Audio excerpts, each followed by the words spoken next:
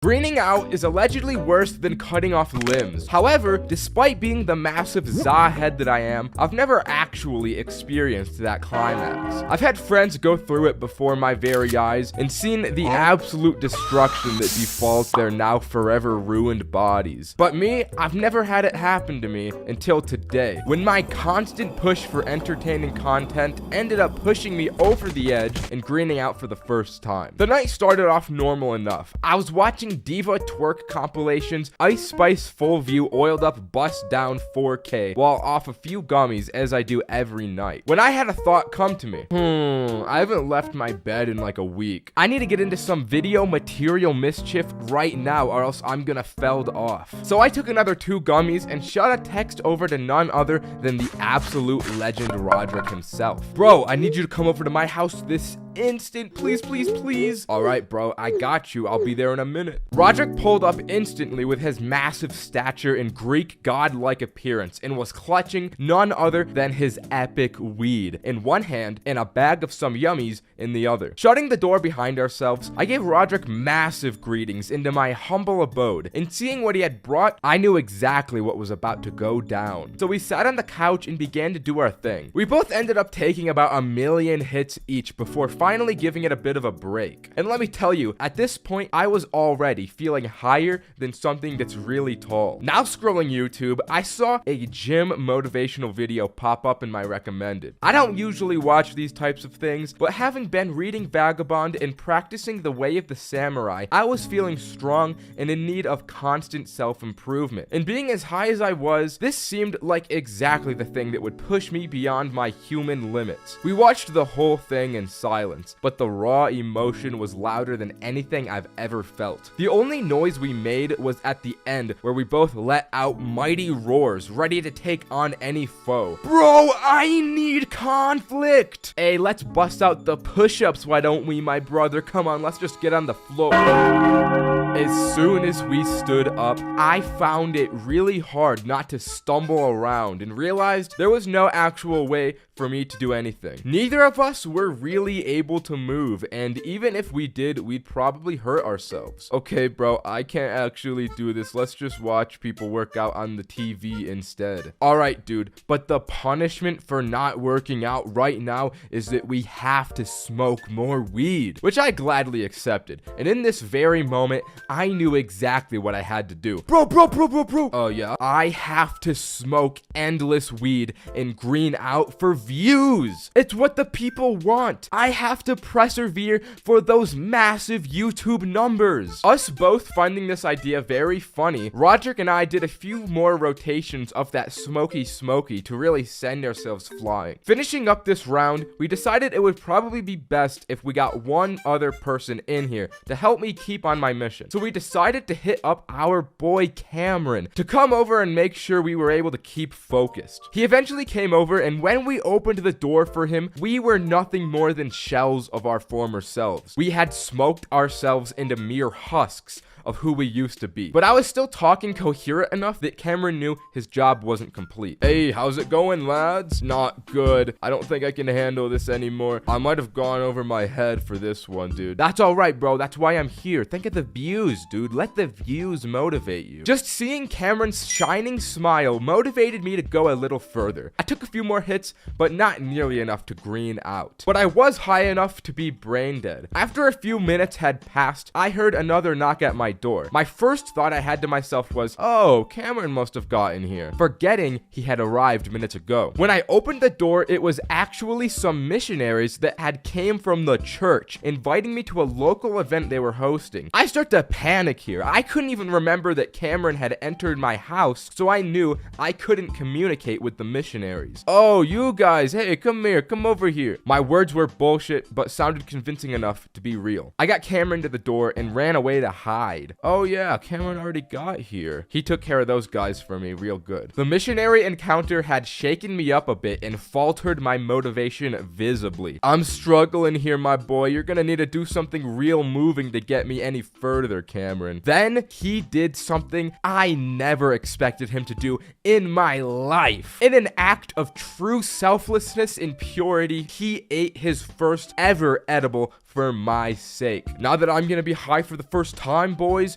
You gotta do this. Having witnessed such a manly and awesome moment, I now knew what had to be done. I wasn't gonna let anything stop me. Not even the dizziness that was absolutely beginning to obliterate me, just like I do to Ice Spice, could stop me. I took another gummy and took one last giant rip of the bong. And just like that, it was all over. My moment had finally come. After a few minutes, I began feeling the full effects. I was getting incredibly dizzy and nauseous. Standing became a near impossible task, and just the sound of Roderick and Cameron talking felt overstimulating and overly loud to the point I couldn't handle it. Honestly, this part gets kind of a little fuzzy in my mind, but I eventually managed to get carried upstairs to my bed, now unable to even get words out of my mouth. And in this instant, I immediately knew that I was just like Drake because I was out like a light. Anyways,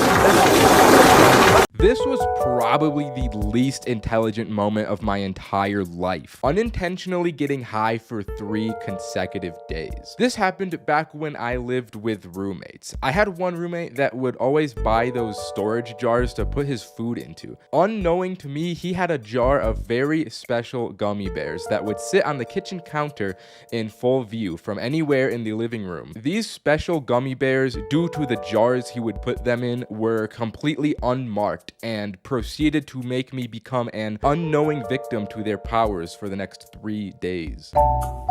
So I woke up at 5 a.m. like the champion beast trailblazer I am. I got my pre-workout and went out to drink it in the living room. This was when I first laid eyes on the gummy bear jar. I thought one little bear wouldn't hurt, so I eat it, drink the pre-workout, and drive to the gym. A little bit into my workout, I'm starting to feel sloshed. Damn, the pre-workout really hitting today. Sheesh, I feel like Charizard. But then it starts to get worse. I'm doing these curls like 1, 2, 4, 2, 3, 6. I just can't count correctly. My mind is all scattered. I started to realize something was really off when I got on the treadmill and ran 3 miles without feeling a shred of fatigue. I was just in a mental trance the entire time I ran. I go into the locker room, and while I sit here finally with a moment to myself, I realize I probably should not drive myself home. I had to wake up the boy Roman to pick me up and also bring someone else to take my car back because I felt crazy. He pulls up with Cameron and the operation is followed through. Are you alright, man? Yeah, I just feel different, but not bad. We get home and I've got a Zoom class to attend in about an hour. As I'm walking to my room, I pass the gummy bears and eat another one. While I wait for my class, I remember just sitting in my chair, staring at my PC, doing nothing like a zombie. I was trying to mentally will myself into being functional for this class, but since I ate the other gummy bear as I entered my room, it just got worse. I sat in this class just staring at myself in this little Zoom camera window. The teacher even called on me at one point, but I just kept staring. I didn't say a word. It may have been from me being so high I couldn't process what was happening, but there was not a word spoken from me.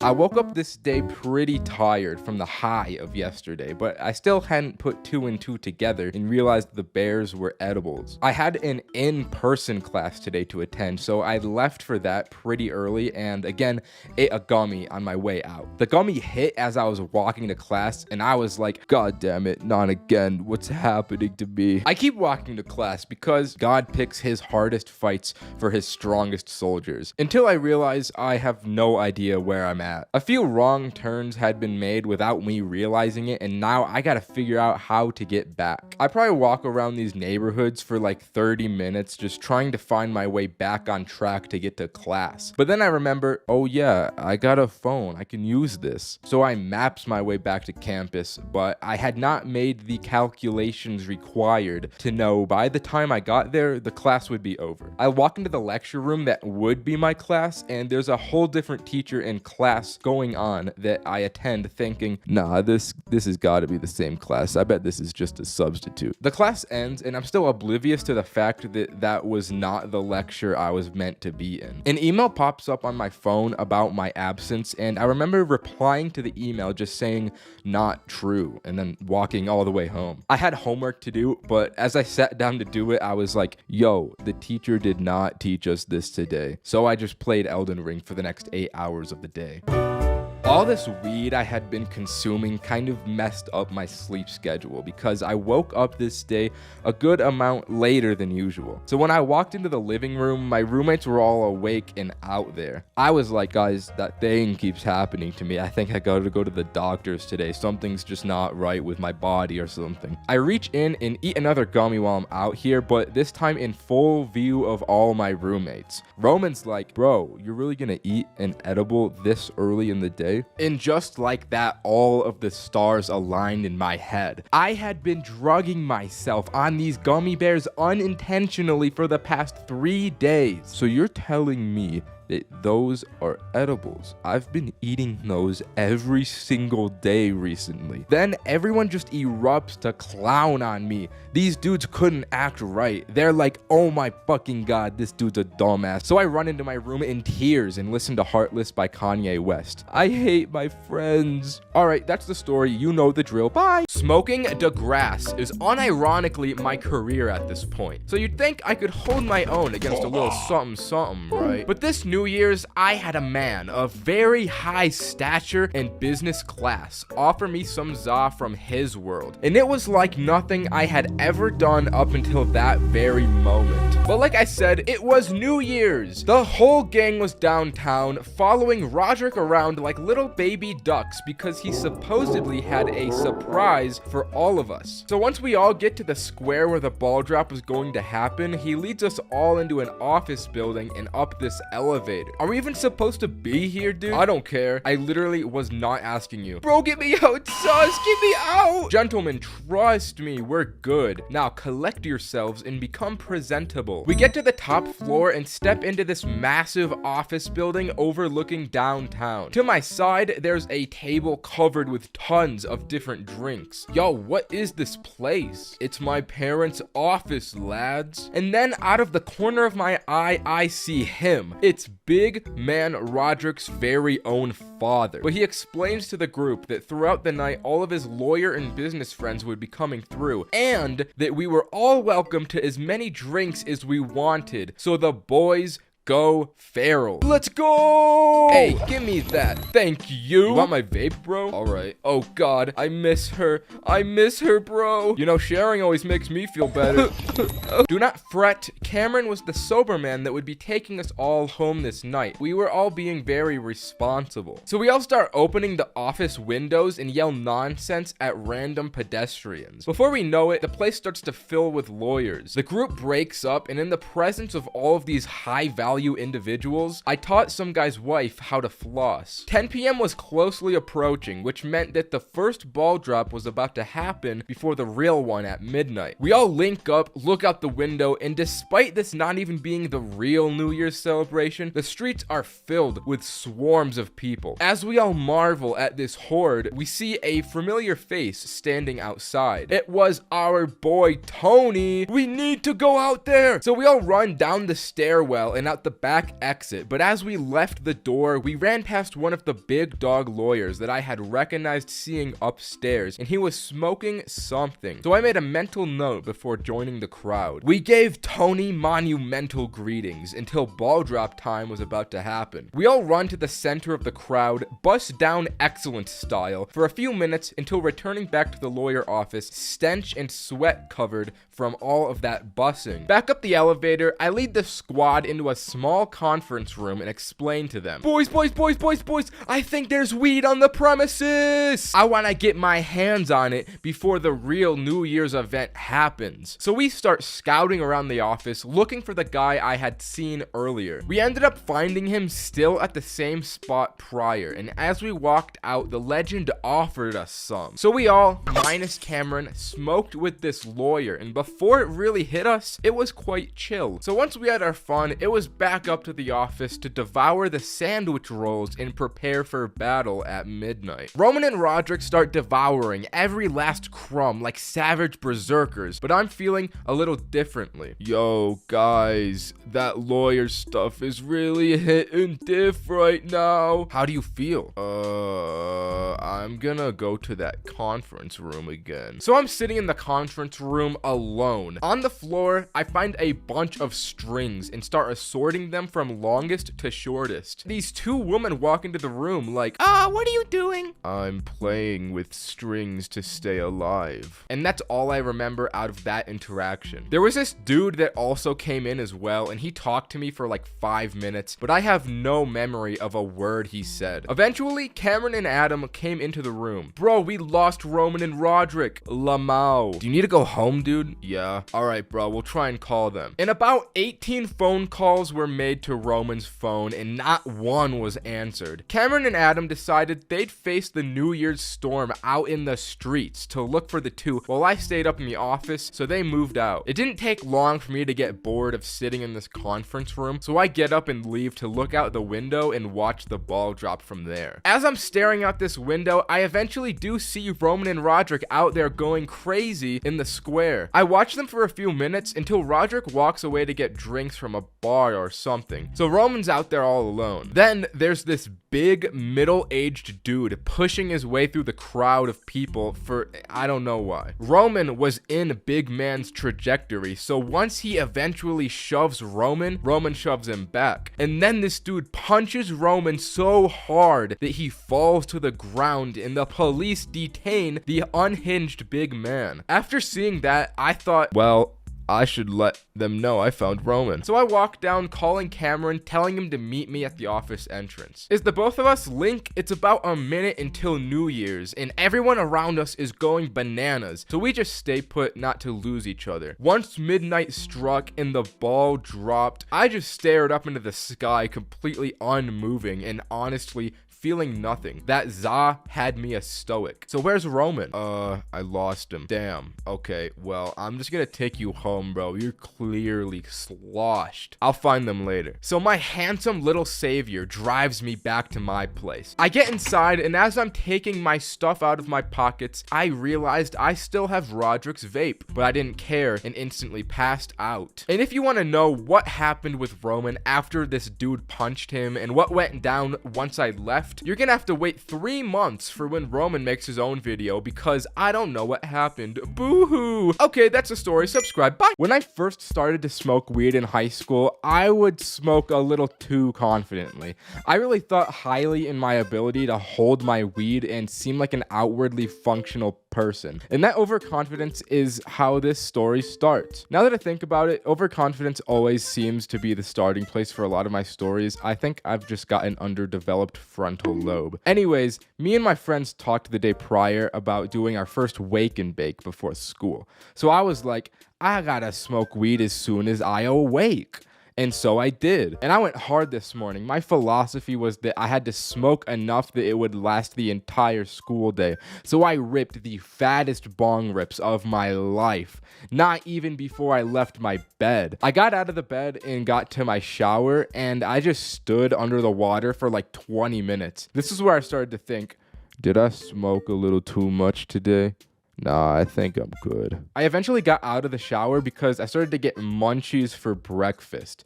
You know you're gonna have a crazy day when you get the munchies for breakfast. I then proceeded to eat 3 entire bowls of peanut butter Captain Crunch. I ate so much, I felt pregnant. It was a lot of cereal. I got out the door and waited for the bus, and once I got on, I started looking around for my boys. Once I found them, the ugly truth came out. All these dudes were sober. I had been duped. I was the only person that had gone through with the plan, and I couldn't get off this bus. I had no choice but to face this entire school day way higher than I'd ever managed before, all by myself. I felt like a kid who had nobody come to his birthday party. I was alone, dude. To give you an example for how high I really was, the entire bus ride, I just looked at the floor with my eyelids halfway open. I was spacing out of my mind. I felt like I was accepting the warm embrace and darkness of death. Once the bus got to school, I came back to my body and my boys helped me in. We sat in the hallway, and before the school day started, these guys were having a whole Socratic seminar around my lifeless body. How the fuck are we supposed to deal with this problem? I mean, we could make him throw up so he's a little more sober. I don't want to throw up. I don't want to lose my cereal. I ate a lot of it this morning. I got next period with him, so I could just help him out in class there. All right, that sounds good. We'll just try and ride this out the whole day. And then the bell rang and I'm practically dragged to my first period. We were in a science class, and luckily for me, we were having one of those days where we just watch National Geographic, and that was about all we did. I sat in the back of the class with my friend, which was being my caregiver for the class, and we had to do these worksheets as we watched through the video, but I ignored them altogether. I even remember the exact video we watched this day. It was a documentary about gorillas called Go Ape. And I couldn't contain myself watching this shit, man. I mean, the monkeys and apes are just so silly, dude. In the way that the narrator talked was so seriously about them. It was killing me. He would say some stuff like, "She's dependent on the bigger male to keep her safe, though he spends most of his time munching leaves." And I'd be in the back of the class like... And the teacher would just look at me down with these shut up eyes. But I mean, look at this. It's still funny while sober. You cannot blame me for this at all. Just look at the way they look. They're so goofy. So the class ended and I went to the next, which I had the same friend in. So once again, I could have my little guardian to make sure nothing bad happens to little old me. After watching Go Ape, I was feeling good. Normally, I would be anxious about getting caught high at school, but this video just put me in the right mindset.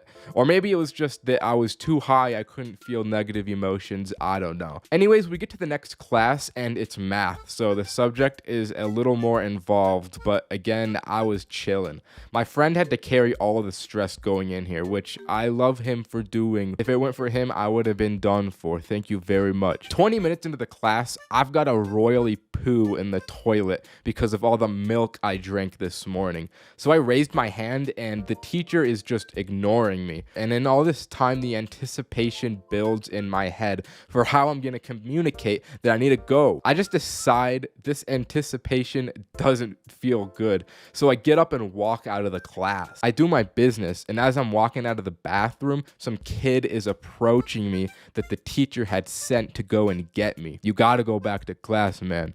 All right. I get back to the class and the teacher's like, "What do you think you're doing leaving my classroom?" And I pull out the classic "I threwed up" card and I get sent to the nurse. So I gotta leave the class again, but I'm not gonna lie, I don't go to the nurse. I just go back to the bathroom and sit on the toilet until lunch. Now, this whole time I'm on the toilet, I'm thinking of a way that I can get out of school before lunch is over. I didn't feel sick at all and I wasn't about to make myself throw up. So my great plan that I had thought up was to go onto Google Images and find an image of a toilet with vomit in it. I know it's gross, but desperate times call for desperate measures. I found the right image that looked identical to the school bathroom, and I showed the image to the nurse, and I was like, I'm sick. I need my mom to pick me up. So my mom comes and picks me up. I won't lie, I felt like I had outsmarted the schooling system this day. That win really stroked my ego. I went home and I just played Fortnite all day, and it was a massive W because I don't take no L's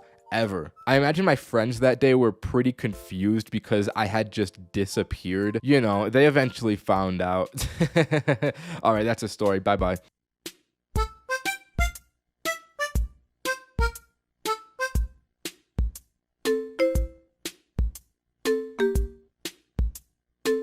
Edibles are cheeky little buggers. You never know exactly what you'll get from them. Sometimes you'll eat one and feel nothing, sometimes you'll eat one and feel everything, and sometimes you'll eat one, think you feel nothing, so you eat another and another until all you feel is pain everywhere. The trick is simply getting them from trustworthy sources and being a little patient with the gummy. But somehow this seems too hard for most people, myself included. I was neither patient nor safe this fateful afternoon, which made for my most intense edible experience ever. Now, this was back in high school, so getting from a reliable source isn't as easy as it is now. Instead of getting the edibles from a dispensary, you have to get them from Howard, a grade above you, that claims he definitely is the Heisenberg of edibles and can cook up the best stuff. It doesn't help that I was surely at the peak of Mount Stupid on the Dunning-Kruger effect curve, where my confidence was at an all-time high with weed and my experience experience was very low. I was naive in the face of Howard's homemade edibles, so I bought a batch of them after school, took them home for the weekend, and prepared for an epic freaking time while I had the house to myself. You already know, before I ate these, I was showing them off to the boys. I was like, look at the fresh booty this young boy got his hands on. But I wasn't about wasting time. It was business time. It was time to eat the edibles. I started by just eating one of the 4 I had bought. And right from the moment it touched my tongue, I could taste just how weed infested these brownies were. But I got it down. Then, with every passing second, I analyzed how I felt. And when you think about time that hard, it makes it feel like it passes way slower than it actually does. What feels like 30 minutes is actually 10, and what feels like a weak edible is actually a bombshell that hasn't gone off. So I thought, this one should have hit by now. I guess it's just weak. If this is how 1 feels, I can definitely take an extra 2. And we all know how this goes. As all of these edibles hit at once, my body is instantly, essentially paralyzed. I got the cotton mouth of a lifetime, which marked the only time in my life where I wanted water more than pussy, money, or weed. So I just lay here like, god damn, I didn't sign up for this. So I try and roll over to get my phone and text the boys group chat that I was on my deathbed. But my body couldn't roll over without me using 100% of my brain power to do so. As I picked up my phone, it felt insanely heavy. I had the 40-pound iPhone. The phone was just way too heavy for me to pick up, so I was left with one option. I couldn't text. I had to send a voice memo. Yo, guys, this shit is hitting for real. I think I need help. Send over the reinforcements to my place. I'm dying. Which was a pretty funny message to follow from the previous one. So once the message was out, so was I. My body shut down for I don't even know how long. But when I came back into consciousness, it was like I was viewing myself laying in the bed from a third-person view. This didn't last long though, because I got back to my body pretty quickly. But for a moment there, when I saw myself, I thought that I had died and I was leaving my body, but somehow I rationalized myself out of it and thought, there's no way I'm dying. I'm just on a lot of drugs. People always think they're gonna die when they're like this. I don't know how I was able to rationalize myself out of thinking I was dying, considering how high I was, but I guess I'm just the GOAT. I can just do it. So I look over at my phone and I see that Roman is calling me. What's up, bro? Are you good, bro? Partially. Come over to my house though. So we came over with Cole and Adam, and as they rang the doorbell, I was faced with a real dilemma. Shit. How am I gonna let them into my house? So I tried to stand up, but instantly just fell on the ground. I had to crawl on the ground over to the stairs, and I just fell down them. I was way too high. There was honestly no other way I could get down, but I was also so high I didn't feel pain from falling down the stairs, so it was all good. I unlocked the door still on the ground with my toes and then just kicked it as hard as I could to let them know they could come in. The 3 of them stood over my lifeless body and asked, "Bro, are you okay? How do you feel?" So I reached into my pocket and I pulled out the last brownie. "Boys, eat this. You'll know a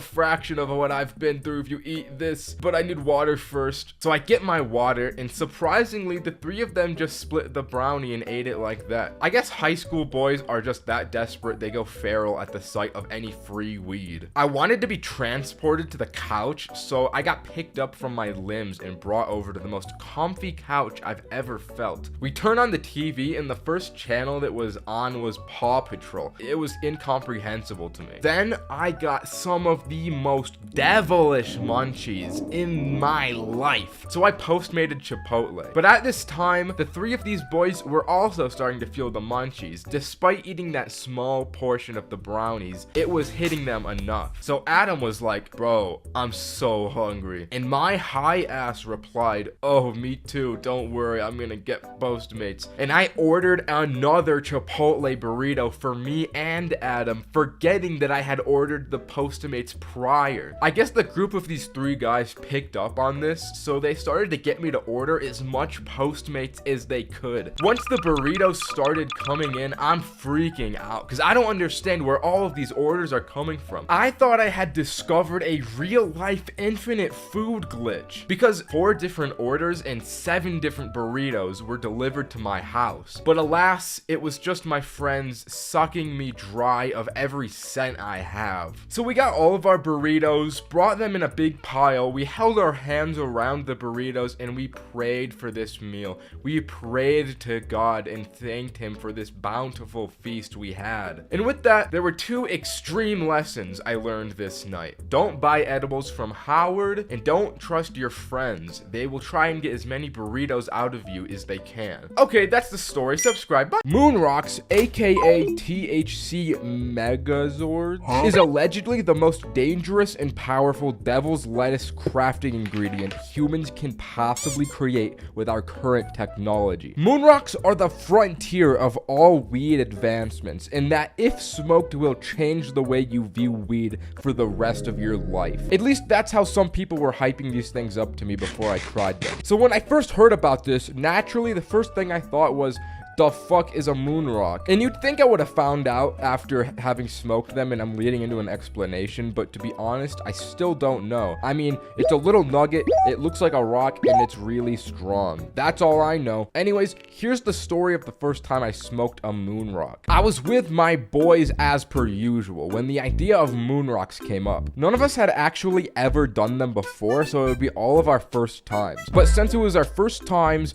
we didn't have any. But for the most part, we're all big kids now, so a few of us drove down to the dispensary to pick some up. We walk in, ask the employees for moonrocks, and they didn't even know what we were talking about. How do you work at a dispensary and not know what the weed is? We left empty-handed and decided to take some Google searches to find out how to get these. After Google searching, can you get moonrocks at dispensary? We found out that they're actually extremely rare. Not just that, but they're actually illegal. Oh wait, that's talking about the shits from space. Never mind. We loaded up weed maps and found a dispensary that has them. Drove over there, and yeah. We get home, time to get high, baby. Let's go. The price for these things were really steep. It was like $80 a pop, but also the price only added to the group's collective curiosity. So me, Roman, Roderick, and Adam all gathered around this magic rock, marveling at its greatness. Damn, bro, it's beautiful. You really think this tiny rock can really be all that? I don't know, bro. I hear it's illegal. You can't have rocks from space like that, so it's got to be strong. Roderick and Adam were already high going into this, so please pray for their souls. Cameron was also there, but as per usual, he didn't smoke, although he played the most important role in all of this, and that was giving me the information of what happened this night, because if not for him, I would have not remembered anything that happened to me to make this video. So we loaded up the thing, smoked the moon rocks, and almost instantly, you can feel that these things are strong. Off rip, each of us were feeling it quite adequately and splendiferously so. We did the usual goofing around and whatnot as you do when you're high. But all in all, the group was a little disappointed at this point. Yeah, we had a good high, but it wasn't quite the next level experience we were wanting. Considering the hype, we had expectations that this would change our lives and provide lifelong financial freedom or something like that. But little did we know, moonrocks actually have a secret ability that doesn't activate until 15 minutes after being smoked. The high of the moonrocks just kept getting higher and higher for us. After some time, we'd all think, damn, all right, this is actually getting somewhere. And then it would just keep going and going and going. The moonrocks had no plateau. And I guess that's the appeal of them. That's probably why they're called moonrocks, yeah? But anyways, after letting the moonrocks cook, we finally got it. Roderick and Adam being high beforehand definitely made them more zooted than anyone else, because Roderick became completely non-verbal and just lied on the floor, being completely still, while Adam was feeling the texture of the walls going, yo, it feels so real, it feels so good. These two were like the hollows from Dark Souls, dead spirits roaming shallow levels of the astral world, relentless and tormented, clinging on to the last remaining bits of their lives. Me and Roman, we were just really high. Now, what I'm about to say will probably be really controversial and could even possibly ruin my career. But in this heightened state, Roman did the impossible and convinced me that the Ohio meme was actually funny. You know how something that becomes unfunny gets life again by becoming ironic? Well, through that irony, I came full circle to the conclusion that Ohio is funny. He kept pointing and saying, Ohio weed. And I hated it at first. I thought it sucked. I did not think it was a funny joke at all. But by the time he got to his 20th Ohio weed, he eventually broke me. And then he stood over my body as I fell on the ground and said, I control you now, you're mine. Then proceeded to point at things and do the Ohio meme. In hindsight, I kind of don't think he's remotely funny to me at all, but there's something impressive about the fact that he could bring a day's worth of longevity back to this joke. As for me, I felt like my body was made of the sticky part of Velcro and everything else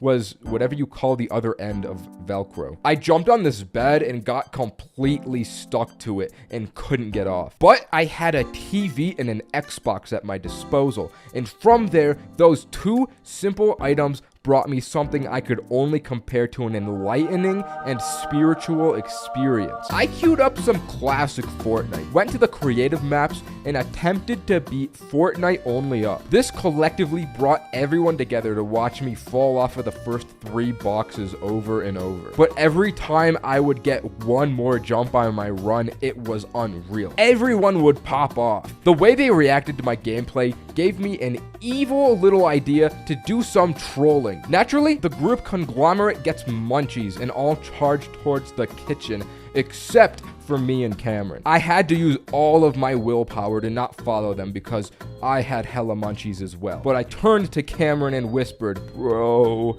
open YouTube for me. I want to see somebody beat this. So we brought up a video as the boys came back, and as they saw these beautiful and excellent jumps being performed before their very eyes, the boys couldn't help but weep. They watched in awe as they thought I was truly beating this whole thing, and I gained loads of respect. You can imagine that next, we all just started watching YouTube and go zombie mode. So all in all, moon rocks are good and really strong and make you go hollow. So if that's what you really want, I recommend. Anyways, that's the video. Subscribe. But once you enter the demon realm of young adult life, the dynamic of Halloween shifts from candy time to party time. But that is not a memo I accepted. I still wanted to go out and collect some candy booty. I didn't want any of that booty, you know what I mean? So during my freshman year of college as a dormitory resident, I had my eyes on a different prize than my colleagues. So I'm sitting in my dorm room alone on Halloween, dressed as Batman with a fire in me to make something funny happen. There's this girl that lives down the hall I kinda knew, so my plotting started with her. My awesome plan was to go to her dorm room door and trick or treat. I'd get a few laughs, maybe a piece of candy, and I'd call that a W. So I knock on the door like, I am Justice, trick or treat. Oh my god, you're so funny, I've got just a thing for you. She gives me a Skittles bag like, don't eat too many. But I'm just popping off. I had been living impoverished off PB&J sandwiches the past month,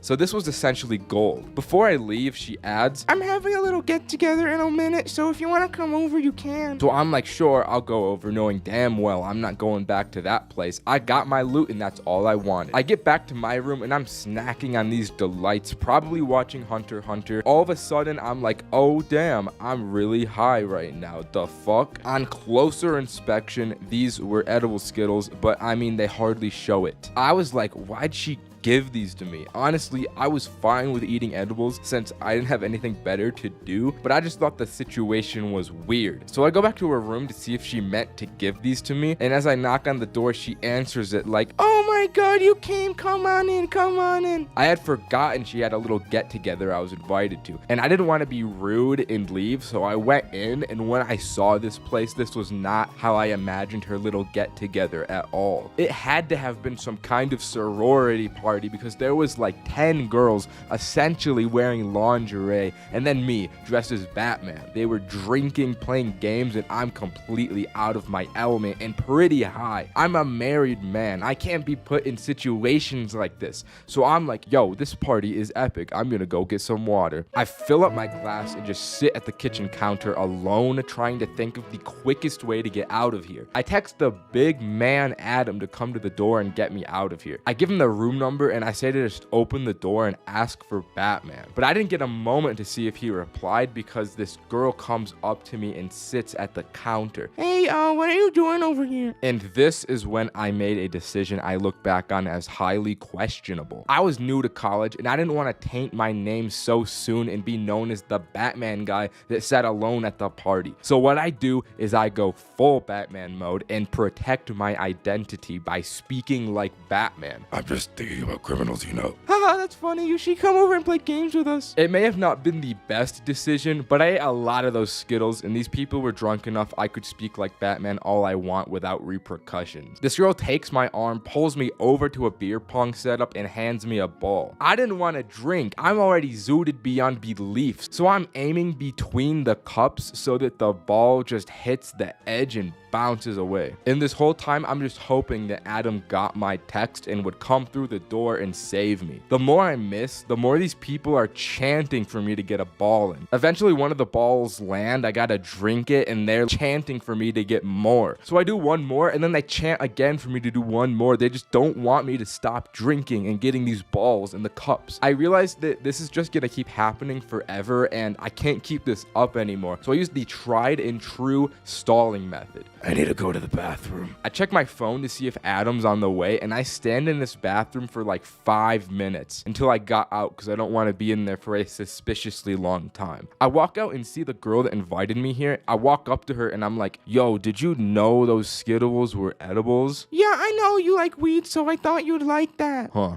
I guess that makes sense. Then all of a sudden, the door busts open. Adam is dressed as an Among Us and shouts, I need Batman! I'm like, duty calls. And the two of us sprint out of the party and back to my room laughing the entire way. Bruce Wayne was safe and back in the Batcave and could watch anime all he wanted without the distraction of sorority girls. I repaid Adam by giving him the rest of my Skittles and I pass out into a weed coma. Alright, that's the story. Subscribe. Bye. I'm sure that you all, like me, love the great American outdoors. I can't get enough of the nice pine trees, the nice fresh air, and the lack of cops. But unfortunately, sometimes it be the common man who wishes to do you wrong, in addition to the government. And by the common man, I was done wrong upon on this very camping trip. Me, Adam, Roman, and Roderick wanted to do this big trip into the woods with weed and alcohol. So we planned to go camping at this place that's sort of far away from my house. Far enough away to act a pirate, to be alone and get fucked up at. So you have to drive out of town, up this mountain, and through plateaus and valleys and rivers to get there. But once you get to the top, it becomes a lot of campsites that overlook this really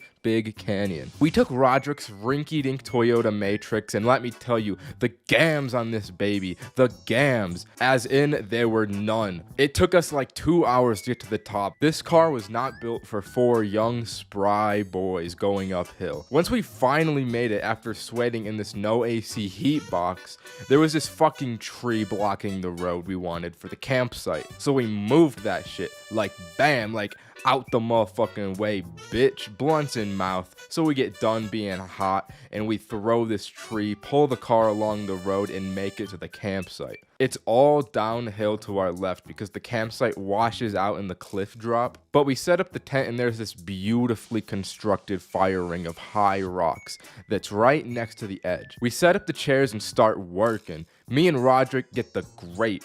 Roman brought the skillet to rest on top.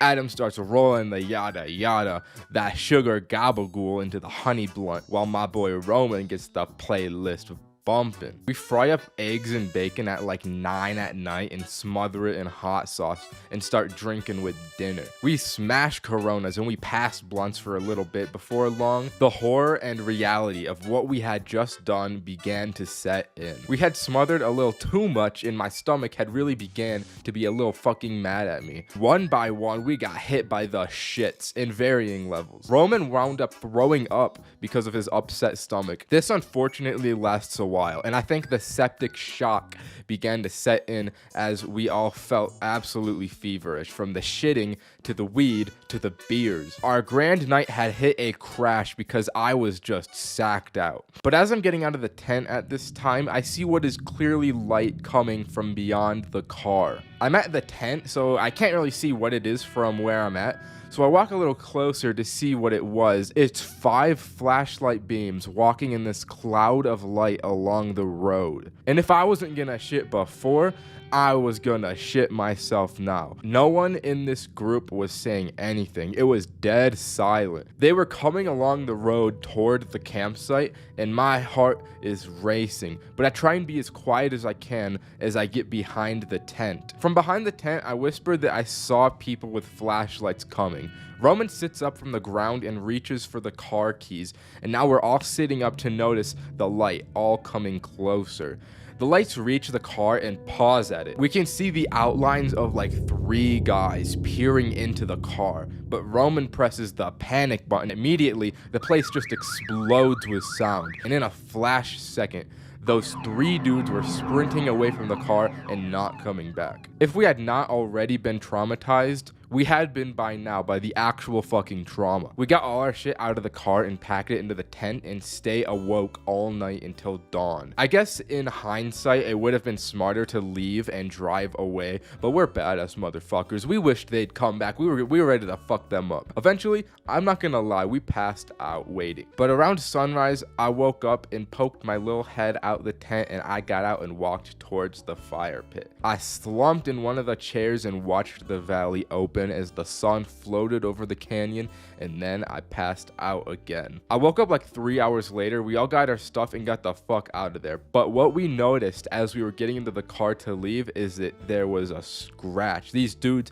had, I guess, I don't know, keyed the car or something, or maybe it was a knife and they were gonna kill us all. Okay, that's the story. Bye.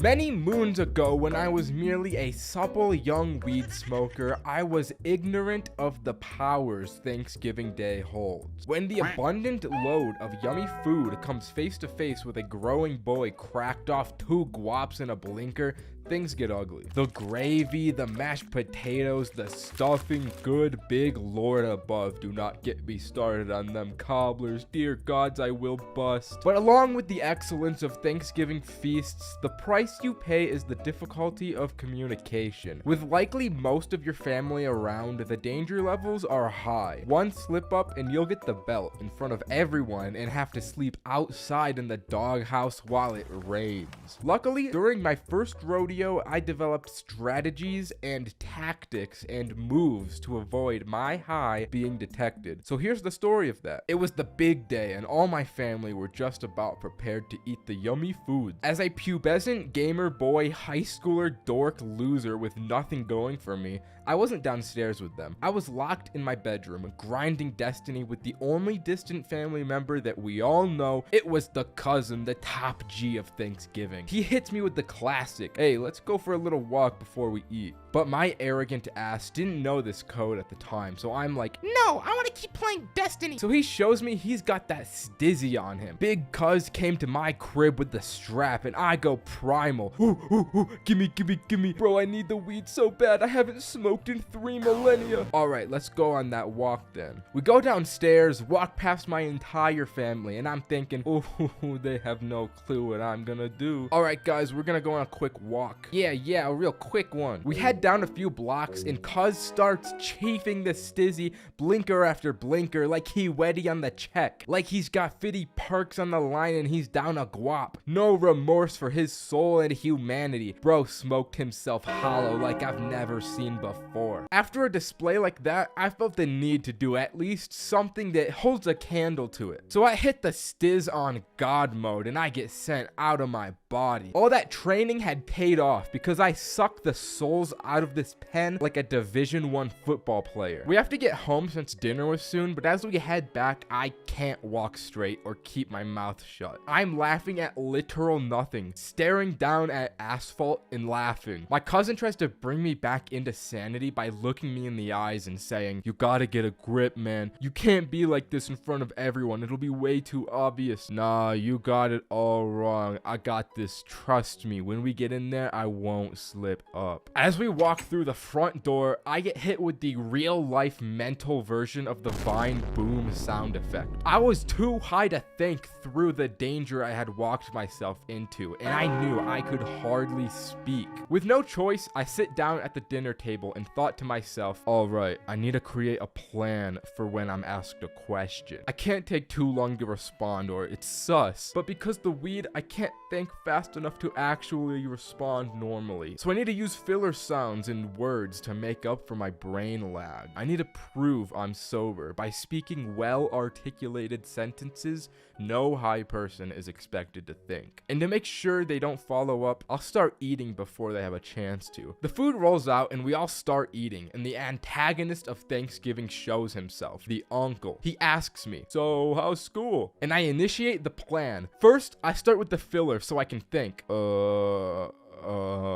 Then I threw out my high IQ response. "You know, school is lovely. I love school and learning. I've actually done all of my classes." With no hesitation, I start stuffing my face like I've never done before. I'm not even eating. I am inhaling the food. "I need to use the bathroom." I hardly walk to the toilet and sit on it for like 10 minutes so this all blows over. As I come out, my cousin and I make eye contact. I could tell this was just as bad for him as it was for me. I'm just thinking about the Irwin speech from Attack on Titan to give me strength to get through this dinner. The food was positively bussin' though. The joys of eating all this food easily made up for the few times I was spoken to. The two of us eat a metric Drake ton of food this dinner, and I feel on the urge of death. Once it was all over, I ran back up to my bedroom to grind Destiny more. I felt like Luffy after a party, bro. It was on another level. Anyways, smoke weed on Thanksgiving. That's the story. Subscribe. Bye. When it comes to high school, we all have shit memories. Nobody's decision making will be depthful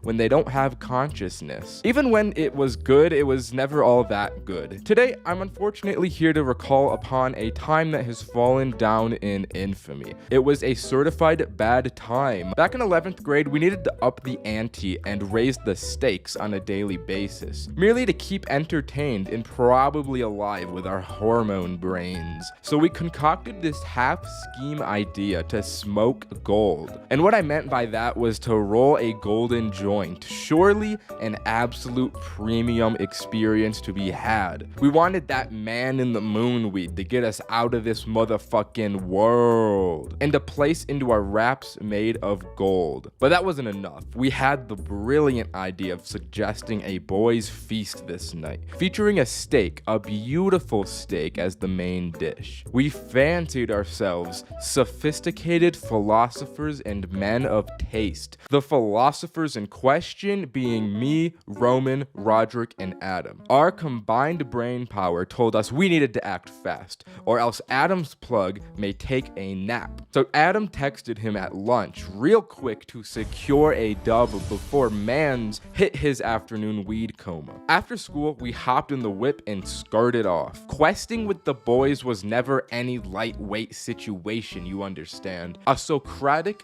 philosophical debate carried out inside revolving around how much coinage was required for the night's festivities. If we pooled our money, we had $47, which was probably enough to buy the steak and the weed that we wanted. We pulled up to Safeway and parked the whip to commence the shopping. This was my first time buying meat to cook. I didn't know what to look for, and neither did did anyone else. We bought the steak, got in, and got the fuck out of there like that. Adam's plug lived right up the hill, so we zoomed up the hill right after and filled into his basement like weed gnomes. When we got the za, we tell him about our quest and ask him if he knows how or where we could find golden wraps. He goes, "Hold on," as he pulls out a golden cone and a small piece of gold paper. "You can either have a pre-roll for 20 or the filter for free, but you can't have both." This is what I meant when I said high school was shite. This moment right here should have been it all. Anyways, the boys mentally connect for a moment and confirmed that we're all like, fuck this guy. So we grab the filter and head out. Before we leave, he gives us 3 shops that wouldn't card, according to him. With 2 of the 3 ingredients scored, everybody hopped back in Adam's car and set course for the first shop. We for real felt like American navies in this moment. Brave seamen who ventured into unknown waters for booty. As we pulled into the parking lot, Adam said he wanted to go in first. So we blessed his ass with ancient prayers before exiting the vehicle. He comes back empty-handed and looking a tad unnerved. He explains that he went in to find a really chill, young-looking guy behind the counter. But as he started to browse around, he noticed that there was a bit of a switch up. An old guy sat crossing his arms and glaring at Adam from where the other guy was. This did not vibe with Adam very well, so he bolted out the door before he let anything else happen. Exhibit 19 as to why high school sucks. The shit you have to risk your literal life and limb over was never worth it. Looking back, this was not worth the amount of trouble we could have gotten into. From here on out, we decided to call the places to ask if they had any specialty wraps, but the second and third shops that the plug had given us were a no-go. So we decided to Google 24 karat gold weed wrapping paper for sale near me. This turned up some interesting results, and after some more Googling, we narrowed it down to one shop that might have had it. At this point, we're impatient and morally sabotaged after escaping a nearly fatal encounter with the last. As we're pulling into this decrepit looking empty strip mall, we consult the lexicon and find a ritual of protection for our boy Roderick. We gotta buff him with Dark Moon Blade before sending our man out into the fray of Dark Root Garden, bro. This motherfucker Roman starts chanting inaudibly. We wrap up our blessings and Roderick steps out ready to face our collective demons.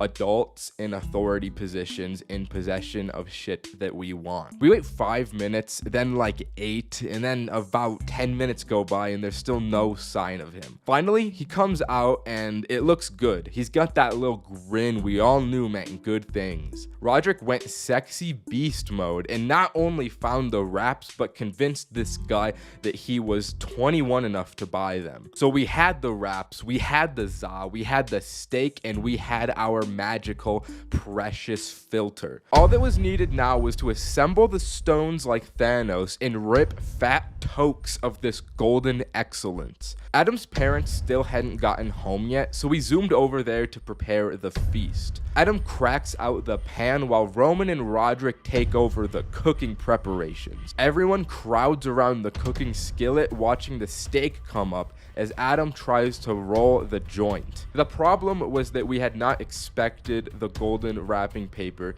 to be as thin and slippery as it was. Adam's fingers couldn't really get a good tuck going and fold the paper over. Micro weed nuggets start falling out and I foresee what is about to happen before it does. This moment is God sent. I prophesized the fall of the joint. As we're all there admiring this magnificent cut of beef sizzling on the burner, Adam's hands dip down low, causing every single last crumb of weed to roll out the tip into the steak. Nobody says anything. Then, without saying a word or anything out loud, we all lean forward and start trying to inhale the sizzling weed crumbs off the frying pan.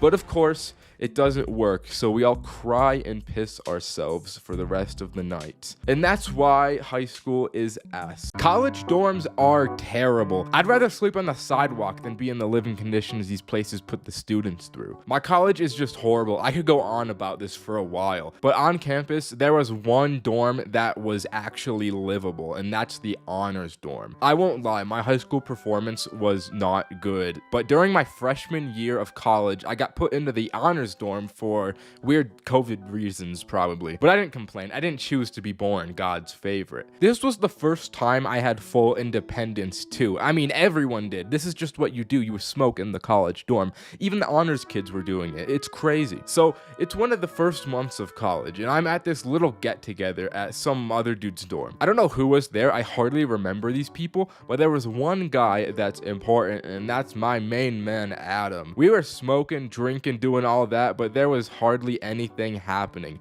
It was like a 7-person get-together just watching two guys play Call of Duty. So Adam and I are like, this is ass, we gotta get out of here and make something happen. So the two of us leave the function, and the thing about this dude's place is it's on a different floor of the building than we lived on. The floor of the dorms that houses the dorm gym. For COVID reasons, this gym was locked and closed, so no one could use it, but we were in the honors dorms. We thought we could use our bright little heads to figure out a way in. There were 2 doors into the gym, and we noticed a difference between the two. The part of the door with the latch had a little 1/2-inch opening on one door, while the other door had no space to work with. So we started trying different ways to open this door. One person would be on it while the other would look out. You already know, these honors kids, they would have narked if they had seen us, so we were on our toes. We were trying different ways to push this latch down so we could just open the door and get a little pump. We tried to push it down with our fingers. We tried the good old credit card trick, but nothing worked. Then Adam comes up with this genius idea. He takes out one of the laces from his shoe, throws one end around the latch, and basically has a little lasso around this thing. He pulls on it and it slides the latch down for a second before it goes back up. So we do it again, but as we pull the shoelace, we twist the knob and pull the door at the same time, and it opened. This moment was my peak. I don't think I've ever felt so accomplished and smart since. And I wasn't even the one who came up with the idea. So we get into this little dorm gym, and it feels so unreal. We're all giddy, running around the place. The scary thing, though, is that the automated lights turned on as we walked in there. But we thought we'd be fine as long as people didn't see us through the door. Before we start using the gym, we run back to my dorm, and we come back with a paper towel and some tape. We fold up the paper towel so it's thick enough to be used as a door stopper, and we put some tape around it to keep it there. So we're in the gym getting the pump of a lifetime. You could say we were too high in the gym. Shout out to myself. But after about 10 minutes, we start to hear the door open. There isn't supposed to be anyone able to get into this place. I mean, the doors were locked. And as the door opens, a janitor steps in for some reason. I don't know why he would clean this place. I mean, no one's been in here all semester, but a janitor just decides to walk in at this moment. The 3 of us lock eye contact for a second, and he's like, how'd you guys get in here? Oh, you know, it was just unlocked, man. Yeah, we saw the lights on, and we just thought it must have opened up. He told us to get out, but I won't lie, I feel like we had a pretty convincing case on our side looking back on it. In the moment, though, we didn't feel so confident. It may have been the weed talking, but we felt so paranoid that they would check the cameras or something and see us. Nothing ended up happening of it, and the little paper towel door stopper was still there, so the 2 of us essentially had created our own personal gym to use any time for the rest of the school year. Okay, that's the story. Bye!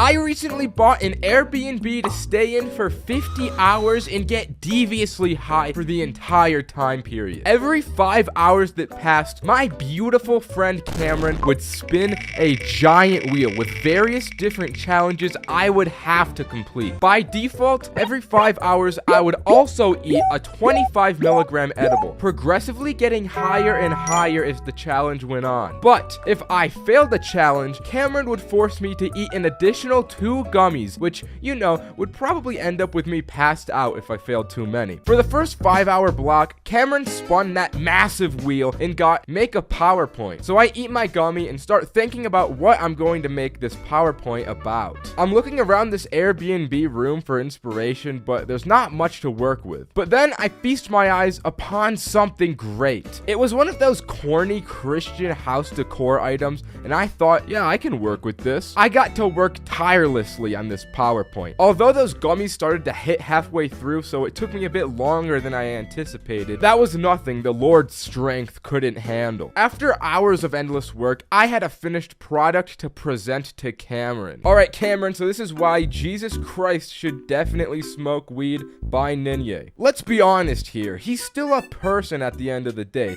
just like me and you. And I bet being the Holy Lord comes with a lot of stress and anxiety. I bet smoking weed would really help him out with that. Let's do a little activity. Let's count on our hands how many of our friends believe in the Lord's faith. Yeah, that's right, not a single one. The youth are quickly losing faith, but smoking weed will make Jesus way cooler and way more relatable to younger people. Here's just a quick before and after. Jesus before he smokes weed and Jesus after he smokes weed. As you can tell, there's a big upgrade here. Without weed, he is mid. Faith will be peak again. Thank you for listening. Cameron thought my presentation was very cool and impressive, so afterwards I didn't have to eat any extra gummies and I was free until hour 10. Something I didn't foresee is that these activities would not take nearly as long as the 5-hour time slots between them allowed for. So I had a lot of free time. All that free time meant lots of hours on TikTok while high, which perfectly transitioned into the hour 10 challenge. I ate a gummy and Cameron spun the very giant and real wheel, and I got watch TikTok and make a top 5 list of the best ones you find. I had already been grinding TikTok for a few hours, so I knew I could make the most fire top 5 TikToks. I scrolled for a few more hours because I wanted a varied sample group of videos. After my many hours of hard labor were over, I meticulously handcrafted the perfect videos from my likes. First, I started off with a beautiful penthouse view of Cameron's favorite city in Chongqing, China, followed by this Roblox depiction of a child abduction, which I felt Cameron could relate to very well. I did a bit of a 1-2 combo here because the next video of Hasbullah is also something I imagine Cameron can relate to pretty closely. The next one was a pretty cool rock formation in Ireland, but it didn't actually matter at all because it was all set up for the grand finale TikTok of this epically laughing dog. Not gonna lie, I think that last one was the slam dunk that sealed the deal here because I had Cameron dead and I passed with flying colors. Hour 15 came, Cameron spun the wheel, and this time I had to make and drink a smoothie with all the delicious ingredients Cameron had so graciously bought me and put into the refrigerator. I had hella munchies at this point, so I was looking forward to this easy little break challenge I had gotten myself into. I opened the refrigerator and the only 2 things he had bought was cauliflower and a bottle of water. Bro, what is this? Why are these the only things? Oh, you know, it's just a little something, you know? I'm not gonna shred cauliflower and drink it with water, bro. Cameron was thinking 3 steps ahead of me because he knew I wouldn't eat this dung. He was doing a bit of what we call in the industry throwing for content. He felt I wasn't getting high enough, and if I were to fail this challenge and eat extra gummies, it would make things a little more interesting. I won't lie, it ended up working. During hour 15, I ate a total of 3 gummies because this little pitfall he had set for me. By the time hour 20 came, I was sloshed. This was the 1 hour that we didn't spin the wheel. The idea was that I had to build a pillow fort, which would really just be me making a bed to sleep in since I was 20 hours into this challenge and I had to sleep. But before I did that, I had already passed out. So when I was awoken all groggy at hour 25, Cameron had the 4 gummies I had to eat at the ready. This was the point where it was all just pain. I had to eat 100 milligrams of edibles after waking up from my shite sleep that only lasted 5 hours. Already we had to spin the wheel again, and it was a game of hide and seek where I had to hide from Cameron for a successful 30 minutes. I won't lie though, I just went into the closet with as many blankets as I could find, covered myself, and passed out. I ended up sleeping the whole time again, and to be honest, I woke up sloshed again and royally frisked tricked from the residual hour 25 gummy load. As I awoke, Cameron came to me with an extremely devious smile and said, "Hey man, you gotta go to the kitchen. I got you something special for hour 30. Come on, big guy." So I got up feeling like I had just gotten hit by a car and waddled into the kitchen to see a big GoPuff bag. The wheel landed on a free spot, dude, so I got a gift for you. Oh my god. After 30 long hours of suffering, I finally have something good happening to me. I'm so hungry. I don't even care what you picked me, dude. I'll eat anything. Thank you so much. I grabbed the bag in excitement, and as I opened it, the only thing it was a super suction blue 12-inch dildo. Wow, thanks, bro. Thanks for buying me this. I actually ended up finding a lot of utility out of Cameron's epic item he got me, because the suction on the bottom made for an awesome trick shot item. So I threw this thing around the house, bottle flipping it on just about every surface I could find, until I accidentally stuck it to the ceiling and it was too high for me to retrieve. The suction on this thing was supreme. It was really stuck up there. Hour 25 was actually my favorite moment. I was tasked with making a song. I didn't have any kind of experience with music production, but Cameron did. He gave me his laptop with FL Studio to make an epic song, but he didn't actually help me at all. This song ended up taking me hours of tireless work since I had no idea how to use the application, but I seriously think I found my calling here. Once I figured out the basics, I was like Kanye West in the studio. The music was flowing through my fingertips, and I made one of the most fire songs I had ever heard. But enough talking about it, I'll just play the song for you guys.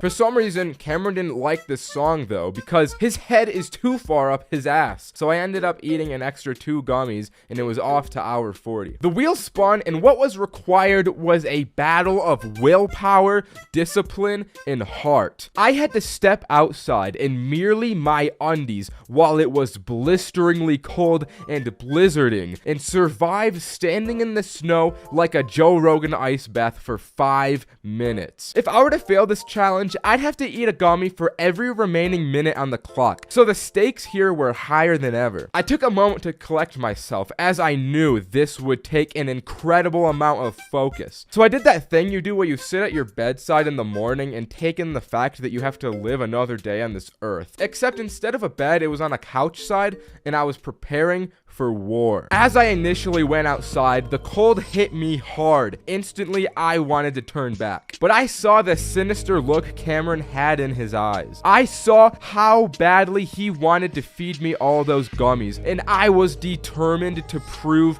him wrong. Against all odds, I step into the snow, and shock instantly spreads throughout my entire body. I'm shivering, my teeth are chattering, but more than anything, I was persevering. With every passing second, the cold became slowly more bearable, and I became slowly stronger. In the midst of this intense and cold winter, I found that there was within me an invincible summer. No matter how hard the world pushed me, there was something stronger, something better, pushing me right back. After the 5 minutes were up, I walked back into the warm indoors and felt an indescribable warmth return to my body. Unfortunately, this hour's triumph was also my last. After withstanding 40 hours high, 275 total milligrams of edibles in 5 minutes in the snow, it was just too much stress for my body. I passed out for good right at the home stretch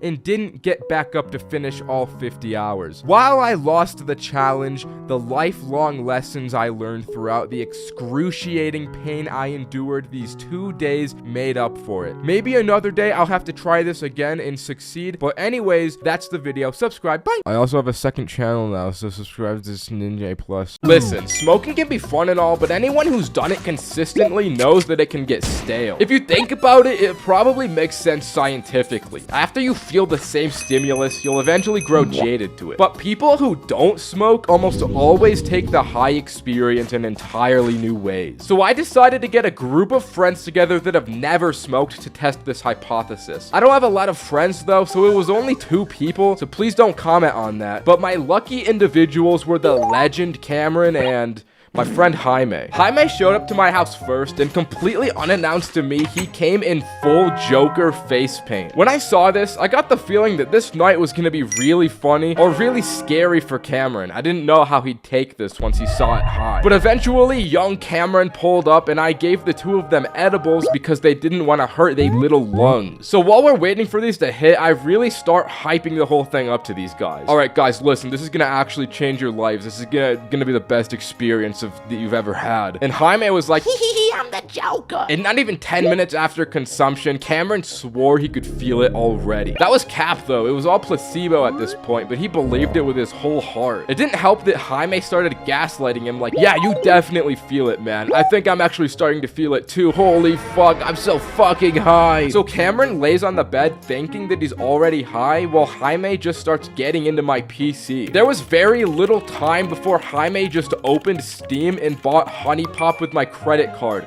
Trust me, I didn't own this game beforehand. I got a little pissed because bro really thought he was the Joker and intruded into my things, but the game didn't cost that much, so I let it slide. The only thing I hoped for is that once this gummy hit Jaime, this game didn't make him go off and do something the real Joker would never even think of doing. After 30 minutes, these gummies actually started to hit Cameron, and he explained it was like it felt like he was driving a car. Bro is laying on his back with his arms up in the air like, oh my god guys, I'm going so fast, I can't slow down. And as soon as he stood up from the bed, Jaime charged him holding a yoga ball screaming, holy fuck, there's a car coming, and launching Cameron back into the bed. Bro would not let Cameron get off the bed. Every time he tried to get up, he just got launched back to where he started. I was watching him get bullied before my very eyes, but I decided not to intervene. So after Cameron got launched a few more times, he started explaining how the impact of every crash was turning his insides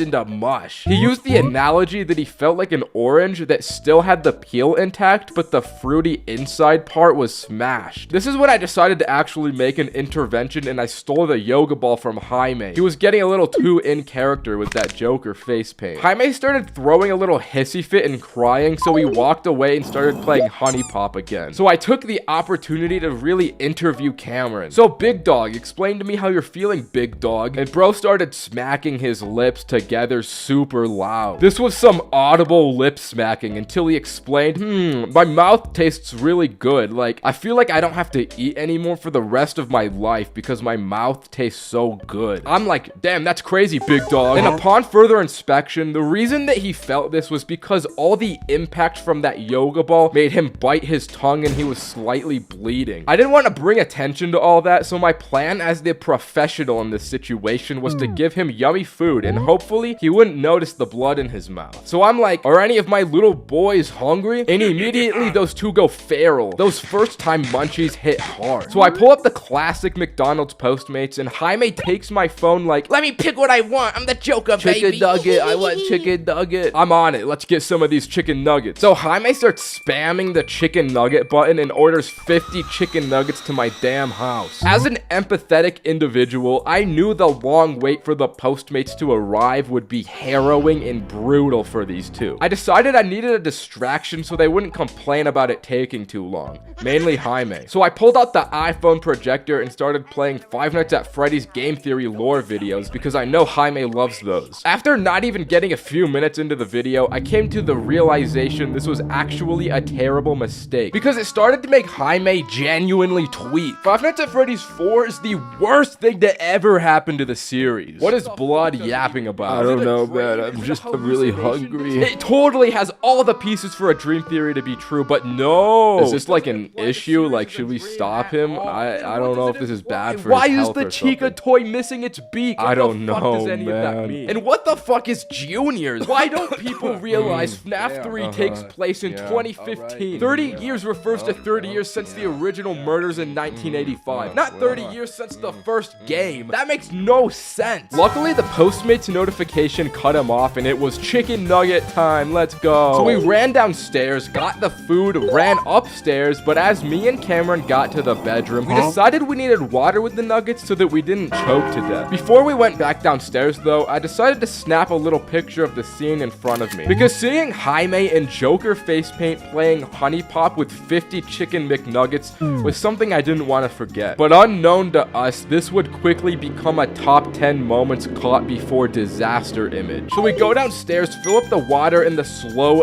refrigerator faucet, and head on up. And in that short amount of time, Jaime had eaten every single one of the 50 chicken nuggets. What the fuck happened to the nuggets, dude? Oh my god, no. Why? And he just stared and laughed. The worst part is he didn't even eat these nuggets because he was hungry. He ate them because he thought it would be funny if we came back and they were all gone. And considering that he ate 50 nuggets in the period of a few minutes, it didn't take long for Jaime to run to the bathroom throwing up. And honestly, he deserved it at this point. Bro has been acting a fool for hours. He deserves to feel some of the pain he inflicts on others for a change. Immediately after he finished at the toilet, he got right back to playing more Honey Pop as if nothing happened. He had a serious grind to commit to still. Cameron, on the other hand, wasn't feeling all that great after the nugget disaster. Bro was crying his eyes out and bleeding from the mouth like, I'm so hungry, bro. Is there any more food left, bro? Yeah, dude, there is. I just need to go get it from the kitchen. So I gave Cameron the iPad with CoComelon while I went to order more McDonald's. Cameron immediately became demobilized and fell into the CoComelon trance. But unbeknownst to him, I was about to pull a little debauchery on him because I wasn't about to pay for another McDonald's order. I went downstairs into my kitchen trying to find some good mulch for the boys to eat. I came back with a big bag of Doritos and told the lads that I got the new McDonald's Doritos, my boys. They taste so good. They're way better than the standard ones. And that was enough for him to immediately forget about what Jaime did. I tried to go up to Jaime and ask, so bro, like, how does it feel for you right now? And the only response he would say is, fuck man, I'm so fucking high, man, holy fuck. To then immediately lock back in and play more Honey Pop. I don't know why he was so locked into this game, dude. Like, he either truly wanted to play this goofy video game all night, or he was just so committed to playing a character that he wouldn't break it for a second. The only eventful moment beyond this was when Cameron dropped the iPad on his face. It seemed that at this point, the night had brought itself to a stalemate. Going back to my hypothesis, the gummies happened to turn Jaime into more of an evil person than he usually is,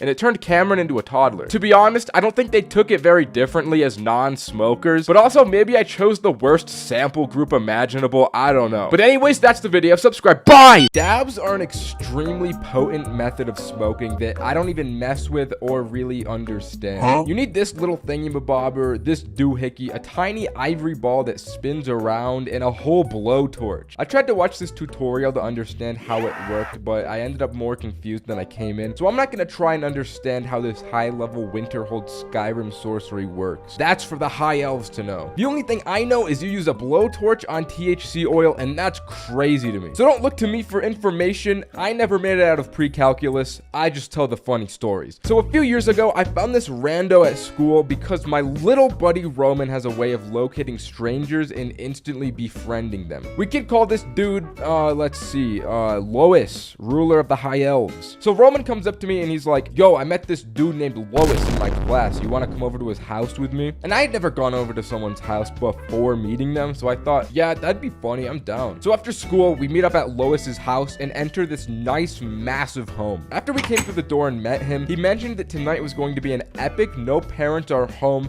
we can do anything we want type of deal. So we popped off and he led us into his bedroom. As soon as we entered his room, it reeks and there's garbage everywhere. Bro's room was completely different from the rest of the house. He had clothes all over the ground and probably like food crumbs in his bed sheets. But the most bizarre thing he had was an open bag of coffee beans lying on the ground under his desk. I asked him, bro, why do you have an entire whole thing of coffee beans in your bedroom? And he explained to me how when his parents make him go to bed at night, he likes to secretly stay up and game. But when he gets too tired, he swallows the beans whole with some water because he doesn't know how to use a coffee machine. And that was the first red flag that we were in the presence of an actual sociopath. And then he wasted no time to instantly pull out the entire dab rig. So you guys ever smoked dabs? And to be honest, neither of us really even knew what dabs dabs were at this point, but we didn't say all that. We were just like, nah. And then this kid proceeded to pull out one of those wax weed pens and a syringe. He opened up the pen, extracting out the wax with the syringe and squirting it into the dab machine. And I feel like there's no way this can be good for you. You're definitely not supposed to use pen wax for dabs. I'm sure there's some chemicals in there that would make you grow a third arm and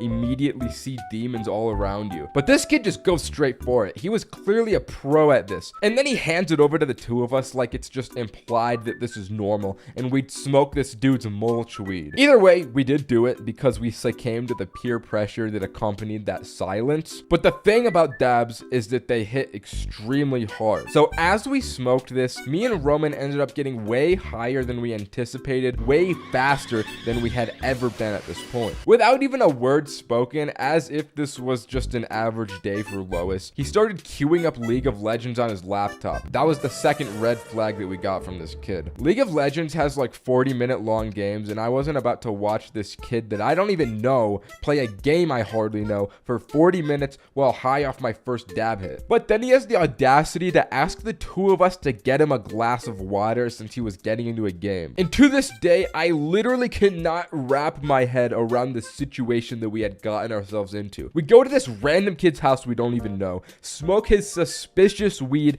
and then he ignores us. And the fact that he's so casual about the whole situation makes me think that he's done this to other victims, and every time his parents go out, he just picks a new kid from school to do his biddings. So me and Roman go down to this dude's really nice kitchen and start eating all of his food while plotting and preying on his downfall. In one hand, we had a really cool house to stay in, and we could just eat all of their expensive snacks with no real repercussions. On the other, we'd have to spend the night with this strange elf person that kind of seems like he's using us. In the end, we decided to troop it out for the night because, to be honest, if we were to leave, we probably couldn't find our way home in the current state we were in. We brought up this dude's little Wawa drinky in the sippy cup and tried to make some kind of conversation with him just to see if he was going to do anything else but play League. But the way he was glued to this game, we kind of realized that this was all he was going to do. So we just walked out of the room and started exploring and pillaging all around this dude's massive house. I mean, it's not very often that you get to go through a stranger's house with no supervision and off a dab hit. And let me tell you, this exploration felt otherworldly because of it. The house could have felt way bigger than it was because we were high, but going through the hallways, the rooms just felt endless. The amount of bedrooms were ungodly in this house, and it took all of me and Roman's collective willpower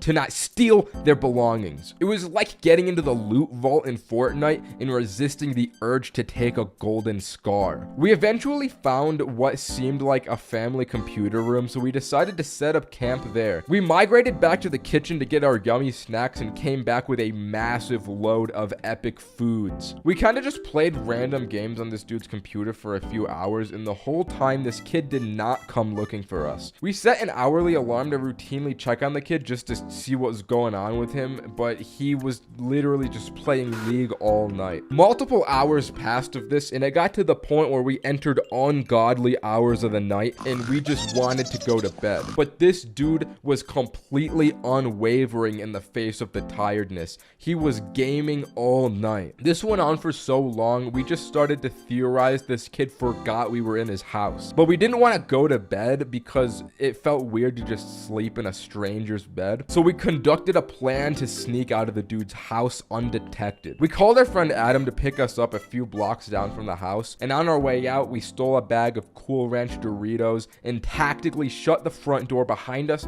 very sneakily and quietly. We got out of the house, and the next day at school, the kid didn't even mention anything or talk to us, and it was almost like he didn't even know the whole thing happened. Ever since then, I haven't smoked dabs because it was a weird experience, but anyways, I've smoked, I've drank, Lord forgive me, I've even done mushrooms. But in my eyes, all of those are fairly moderate or not bad substances. But this time, doing Molly was the first time I dipped my toes into the deep end and jumped into what I would consider the dark side. And I didn't even mean to do Molly this day. So it all starts at the end of my day. I had just gotten done with a long day of work and I was winding down and, well, I'll just let this video speak for itself. Doesn't get any better than this, brother. Got my One Piece my Vizzy hard seltzer, and my Lego Vespa. This is gonna be a good night. When suddenly I got a FaceTime from Adam. I picked it up and I see him with the legend Roderick. They were like, bro, you gotta come over. Roderick's in town. And I hadn't seen him all summer, so I was hype. Yeah, bro, I'll come over, but you gotta pick me up because I'm off the hard seltzer, my boy. So my goons come and get me and take me back to Adam's mansion house. I had to put the brakes on the Lego Vespa, but I had higher priorities to attend to. So we get to Adam's house, run down to the basement garage, and get into the weed Porsche. We had the weed as we entered the car, but what I didn't know was that Adam had a little something else in his current possession. He turns around and reveals 3 different pills for each of us. Boys, I have Molly if we want to try it tonight. Now, I got a bit of whiplash from this. None of the 3 of us had done Molly at all before, so this was entirely out of left field. These 2 were both on board, but I was a little hesitant. Pills are nothing to trifle with. Adam had tested them, so we knew they were safe, but I was still a little sussed out, but also interested in trying them. In classic Ninja fashion, I said yes, but I opened up the pill and only took half. Because if this was gonna kill us, at least it would kill them first. Holy shit. So we popped these little guys and waited for our digestive systems to do its thing. We bumped the music and had a little chit chat. After about 15 minutes had passed, this Pop Smoke music was starting to sound a little better than usual. We were enchanted by the woo, and the 3 of us just get so much energy from this music. We step out of the Porsche and decide to experience this in the outdoors. So we go for a sunset walk around the neighborhood. As we walk around, Adam discovers that walking backwards is apparently really awesome. So the 3 of us are walking through the streets backwards, and I imagine it would be a strange cryptid thing to see as a bystander. I remember this moment was when it really started to hit these 2. Adam was staring at the sky like, bro, I'm breaking through, holy shit. It was like that video of the guy doing DMT on CSGO. As for me, I'm not really feeling all that much yet since I only took half the dosage. We get back to the place and I take the other half. For the next half an hour, these guys feel like kings, but I never reached that peak since I spread it out. So we decided to smoke on top of the Molly, and this is where I get sent to the moon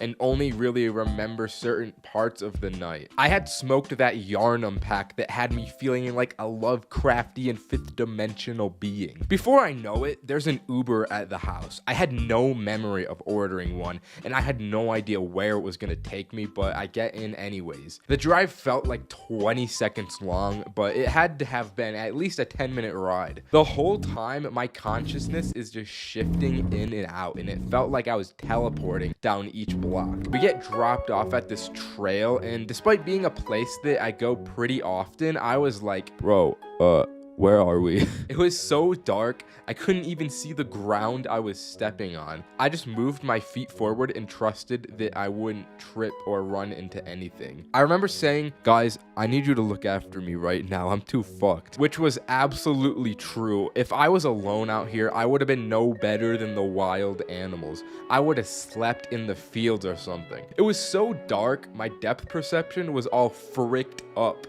and the trees looked like 2-dimensional images. I didn't even feel like I was walking. It was like I moved in place while the world spun under my feet. The trees were coming at me. I wasn't walking towards the trees, if you know what I mean. Before I know it, I'm in another Uber going home. We get back to Adam's place and it was somehow 4 a.m., which is just an absolutely devilish time for me. Mind you, I go to bed at like 9 p.m. on a normal day, so I passed out. I wake up at like 6 a.m. and I get a ride home on my feeble 2 hours of sleep. And you would think it's over here, but that's not the end of the story. For the rest of this day, I'm just tired and chilled out, building my Lego Vespa and watching shows on the telly. Until about 6 p.m. hits, and I get another FaceTime from Adam. Come over, bro, we got more Molly. We're taking it again. I was like, what the fuck are these people doing? They're gonna stay up for 2 days non-stop on Molly. What the fuck? So I head over to Adam's place, and he's still still has Roderick over there, but also my boy Kevin is partaking in this unholy day. This time, I'm purely here to observe. I'm not doing it again. Until Adam offers me mushrooms, so, you know, I won't lie, I ate a little bit, but just a little, not that much. The four of us Uber to Safeway for Yummies. We walk in there looking sus as hell. I can't stop smiling. I try my hardest not to, but it's just something I couldn't do, man. I end up buying an entire box of donuts, and we Uber over to the park for a walk. We get dropped off by my boy Cameron's house, who lives by the destination, and he comes out just because he hears us outside. Just like that, my little party has grown to 5 people, and I'm handing out these donuts like I'm Mr. Beast philanthropy. From a storytelling perspective, this walk doesn't really have much to talk about. It was really just a fun and peaceful time. A late night walk out with the gang through the forest was just really nice. The entire walk, somehow, Cameron didn't catch on that the 4 of us were on drugs, which I think is really funny. Lord knows I'm not doing anything harder than Molly, especially not lean. Looking back on it, I don't think I'd do Molly again. It's just a little too intense for me. Mushrooms are where I draw the line. I'm sure a few people are gonna want to do Molly from this video, and if you really want to, I can't stop you, but if you're going to, you gotta test it like Adam did. Pills are not something you want to take risks with. Alright, my 85.4% men, 12.4% females, and especially you 2.2% unspecified. Thank you for 10,000 subscribers. That shit is epic as hell. Bye!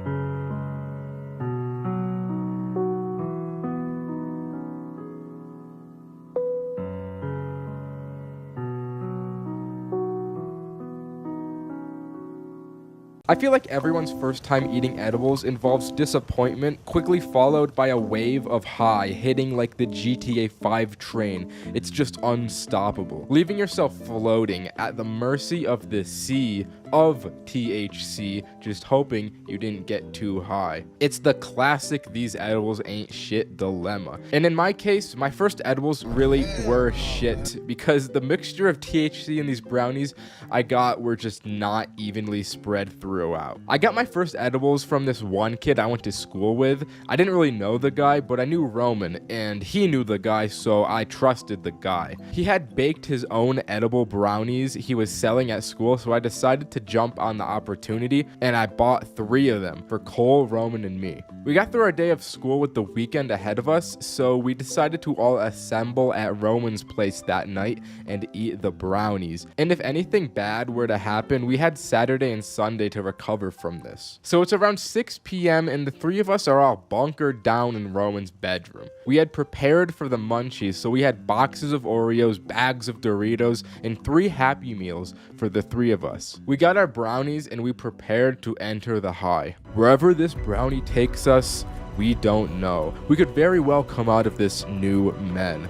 Let us surrender to the high in complete acceptance. There's no fighting what's to come. So after the epic speech, we eat our brownies and we start playing Minecraft. We make a new world with the hopes that we'll make some weird stuff we can look back on when we're sober, but I won't lie, we don't end up playing the game for very long. Just about every 4 or 5 minutes, we're all like, feel anything yet? No. Nah. Damn, I hope we didn't get scammed. After 30 minutes or so pass, Cole just falls over and starts laughing. These brownies hit him hard. Almost as hard as the carbon monoxide poisoning that will be taking out Chains for Real on the 16th of October, 2023 at 4:08 a.m. The 2 of us turn around and this dude is already shredding into the Happy Meal with no remorse. Damn, that shit must have really hit. Seeing Cole act a fool had some kind of chain reaction on me, because I started to feel these brownies almost right away, and I started tearing into my Happy Meal with no remorse. We get our toys out, and at the time, McDonald's had Frozen 2 toys, so I got this man that looks like he's made out of literal shit, and Cole got the same guy. These toys were also projectiles, so we're just shooting each other with the shit man and losing it. This whole time, Roman is just sitting here so sober as a doorknob. I mentioned how the THC wasn't spread evenly throughout the brownies. What ended up happening with that was Roman didn't get high at all, while Cole and I got a super concentrated part of the batch. So we're having a good time while Roman just has to assume the parental figure position for the night. It's unfortunate, but Roman never experiences fortune, so it is what it is. The two of us completely ignore Minecraft to destroy every crumb of food we have. I start getting thirsty, so I leave the room and I start walking to the kitchen. I see Roman's mom coming in my direction, so I quickly just make a turn to go into the bathroom to avoid her. When I walk into the bathroom, it feels so still. It's a little cold and there's not a sound. I stare at myself in the mirror for like 10 minutes without breaking eye contact, and I just think to myself, damn, I'm really just a guy on drugs right now. My thoughts get broken by a loud thump from outside the room. So I go out and I go back to the bedroom and I just see all the Happy Meal boxes crushed flat on the ground. Cole is just walking around talking about Don Juan, some Spanish dude that seduces women, I guess. I don't really know. I'm like, yo, what was that noise? And I don't even know what Roman said back to me because I just enter a new dimension in this moment. I don't know what it is, but I'm just hit so hard. I tune out the entire external world and get taken somewhere entirely different. I lay on the bed and just focus all my attention on the sound of the Minecraft soundtrack that's still playing on the game we abandoned. Me and the bed just become one being, and I'm like this for the rest of the night. I don't even notice it, but Cole and Roman leave the room, and apparently they went off on a walk and got chased by a dog or something. I'm not all too sure because I was gone and out for the rest of the night, but that's just what they told me. The next morning, I woke up feeling super tired, but it was also kind of a nice tired. I just felt chill. Roman was fine, but Cole's pants had an entire bottom half of the leg ripped off. I was in such a chill mindset, I didn't even bother to ask, but it seemed like those two really went through some shit. Once the night was over and I had successfully done my first edible, I look back on it glad that Roman didn't get to experience it at all, because fuck him.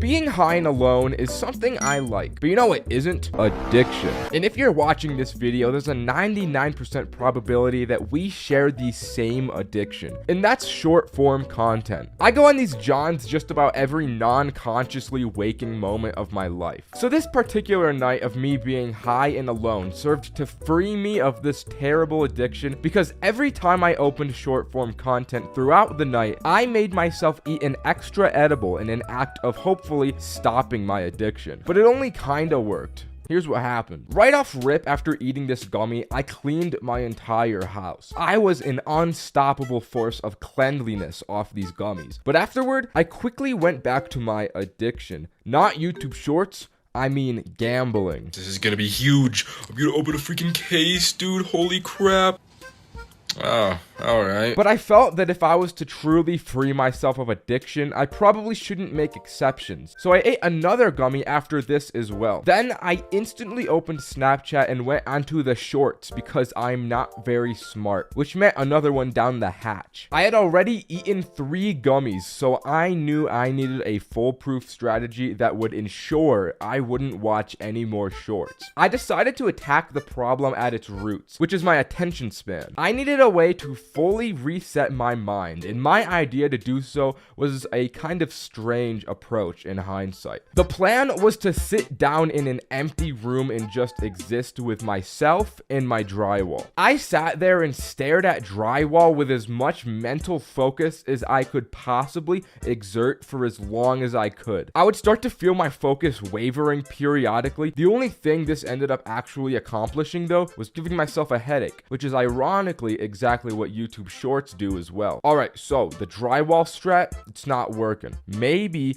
I just watch full-length YouTube videos instead, Maybe that will fix me. This was a worse idea than the drywall. The YouTube app did that thing where it opens into shorts, so I start watching a handful of these before realizing what I've done. I ate another edible, but to be honest, YouTube Shorts had admittedly fed me some interesting slop this time around. I was watching a big, strong, shirtless, hot man climb a boulder, which got me in a real mood to watch more men climbing rocks. I was relentless with the men rock climbing videos. I watched Olympic climbing. I watched little men climbing. I watched big men climbing. All this climbing made me want to climb myself. So I bought a membership at a climbing gym. I haven't used it yet, but eventually whenever I do, I bet it'll be pretty cool. In an attempt to feel the triumphant victory of climbing rocks, I ended up climbing onto my bed from the floor, which isn't as impressive, but I thought it was pretty cool. Then out of left field, YouTube recommendation threw a real curveball at me. Teen Titans Go Movie Magic. This video hit the spot like nothing before. This show is just so goated. I was watching it so involved and entranced by the funniness and bright colors. Although I was really lost in the plot here. I didn't realize this while I was high, but this is actually like 5 videos strung together into one. Somehow I still managed to follow some kind of plot despite there not being one, which is something quite impressive. But this whole time, I couldn't stop thinking about how funny Robin was. This dude has to be the best written character of the millennium. I really came to realize the delicate intricacies of his character here. The only downside of this show is that it's bright and fast and really cool. Just like everything else, it was bad for my attention span. I needed to find some other method to fix myself. I search on Google how to slow attention span and find this article. After reading it, at the end, they recommend behavior therapy, which I don't need. So the article was shit and it didn't help me at all. Considering that the other things in this article were chewing gum and drinking water, I came to realize after reading this that I'm actually doing everything perfectly and optimally for fixing my attention span, if that's really all it takes. I guess I'm just left to live in torment and evil constantly. Afterward, I went down a massive YouTube rabbit hole, so I'll just give you some of the good ones before I went bye-bye sleep time for the night. And trust me, the last one will change something in you. So I watched how to turn a Lego man into meth. Then I watched pirate videos about how to be pirates. Those ones were pretty sweet. I learned how to become the Pope. I watched this video and legitimately did not listen to one word for the entire 30 minutes. I watched for an hour about the Napoleonic Wars. I've never given a squat about history at all in my life, so I don't know why I watched this, but it was interesting. I found out how to board an airplane. Then I watched a ton of these kid gaming videos and they went so hard. But the biggest video I watched was this one. This video is something special.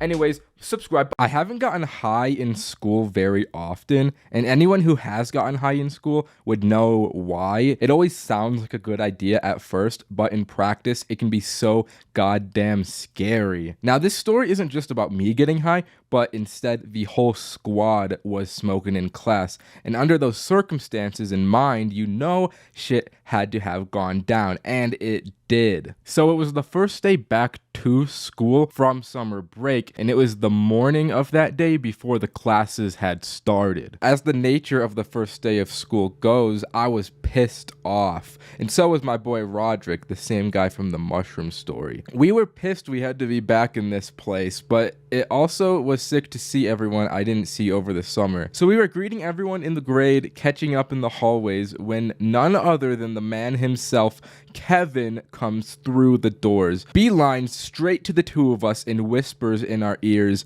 "Bro, meet me in the handicapped stall real quick. I got something to tell you." Which, may I add, is an insane way to greet someone on the first day back from summer break, but we followed him into the bathroom to see what was up. As we walked in, Kevin is standing on the toilet like he is about to give a speech to us and says, "Guys, none of the three of us want to be here. Wouldn't you guys agree?" And we nodded our heads in agreement. "Then why don't we go somewhere else?" And this guy pulls out not just one, but 3 different wax pens, and our mouths are agape.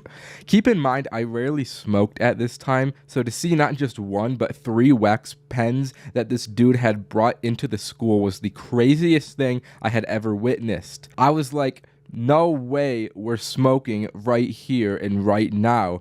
And Kevin said, not yet. See, I've been dreading the first day of school for a long time now, so I've thought up a way to make it a little more interesting. I want to play a game. We each carry a pen on us for the entirety of the day.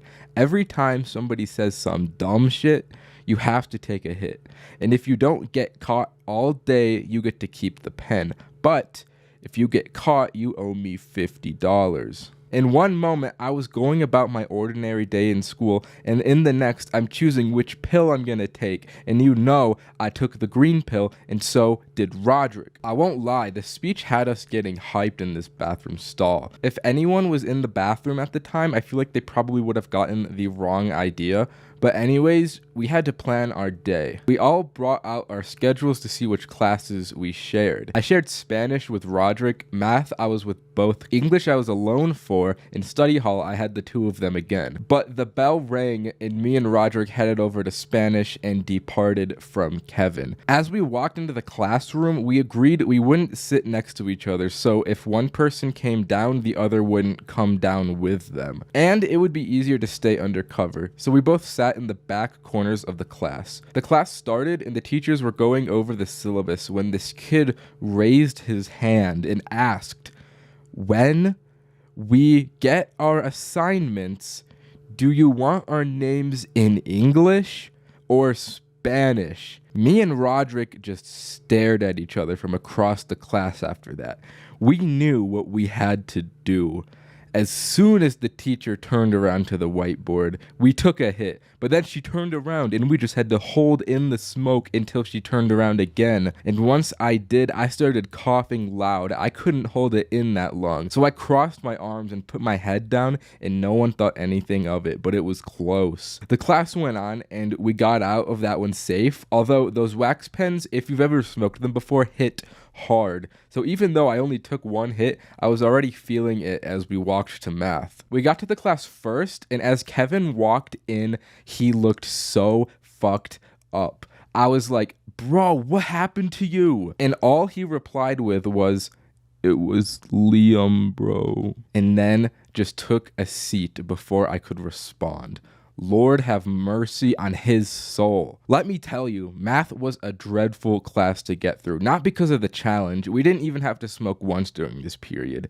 It was just the munchies, bro. Lunch was the next period, and I was fiending for that school lunch. The most entertaining thing that happened to that class was that I sat across from Kevin, staring him straight on, and he just kept nodding out of existence and coming back. This guy was on another planet, and it was only 10 in the morning. Once lunch came, I spent like $20 on snacks, but they were all out of the vending machine, which was a process I did not have the patience for. Waiting for the food to come down just felt like an eternity. The squad linked up, and I tried to get more information on what happened to Kevin during first period. Can you elaborate on what happened to you earlier, bro? Liam, bro, he had to introduce himself, and he said he likes kids. He didn't realize how bad that sounded, bro, but he really said it. And to be honest, me and Roderick, we just decided to take a hit right there after hearing that out of respect for what he had gone through. Once the bell rang, I started stressing because my next class was alone. I lost my supports and I had to face English class like a real stoic man. I sat down. I don't remember exactly what the question was, but I do know that some kid said something that I had to smoke to. So I had to take a hit. Then the guy next to me leans over and looks into my eyes and just nods. I was sitting next to the school stoner Bradley. Bradley saw this and asked, "Yo, can I get one, bro?" So respectfully, I handed him the pen and with no remorse for his own life proceeded to blow it straight into the air, and of course the teacher noticed and walked over. I thought it was all over for me in this moment, but he just ended up sending Bradley to the office. But the thing is that he still had my pen on him when he left.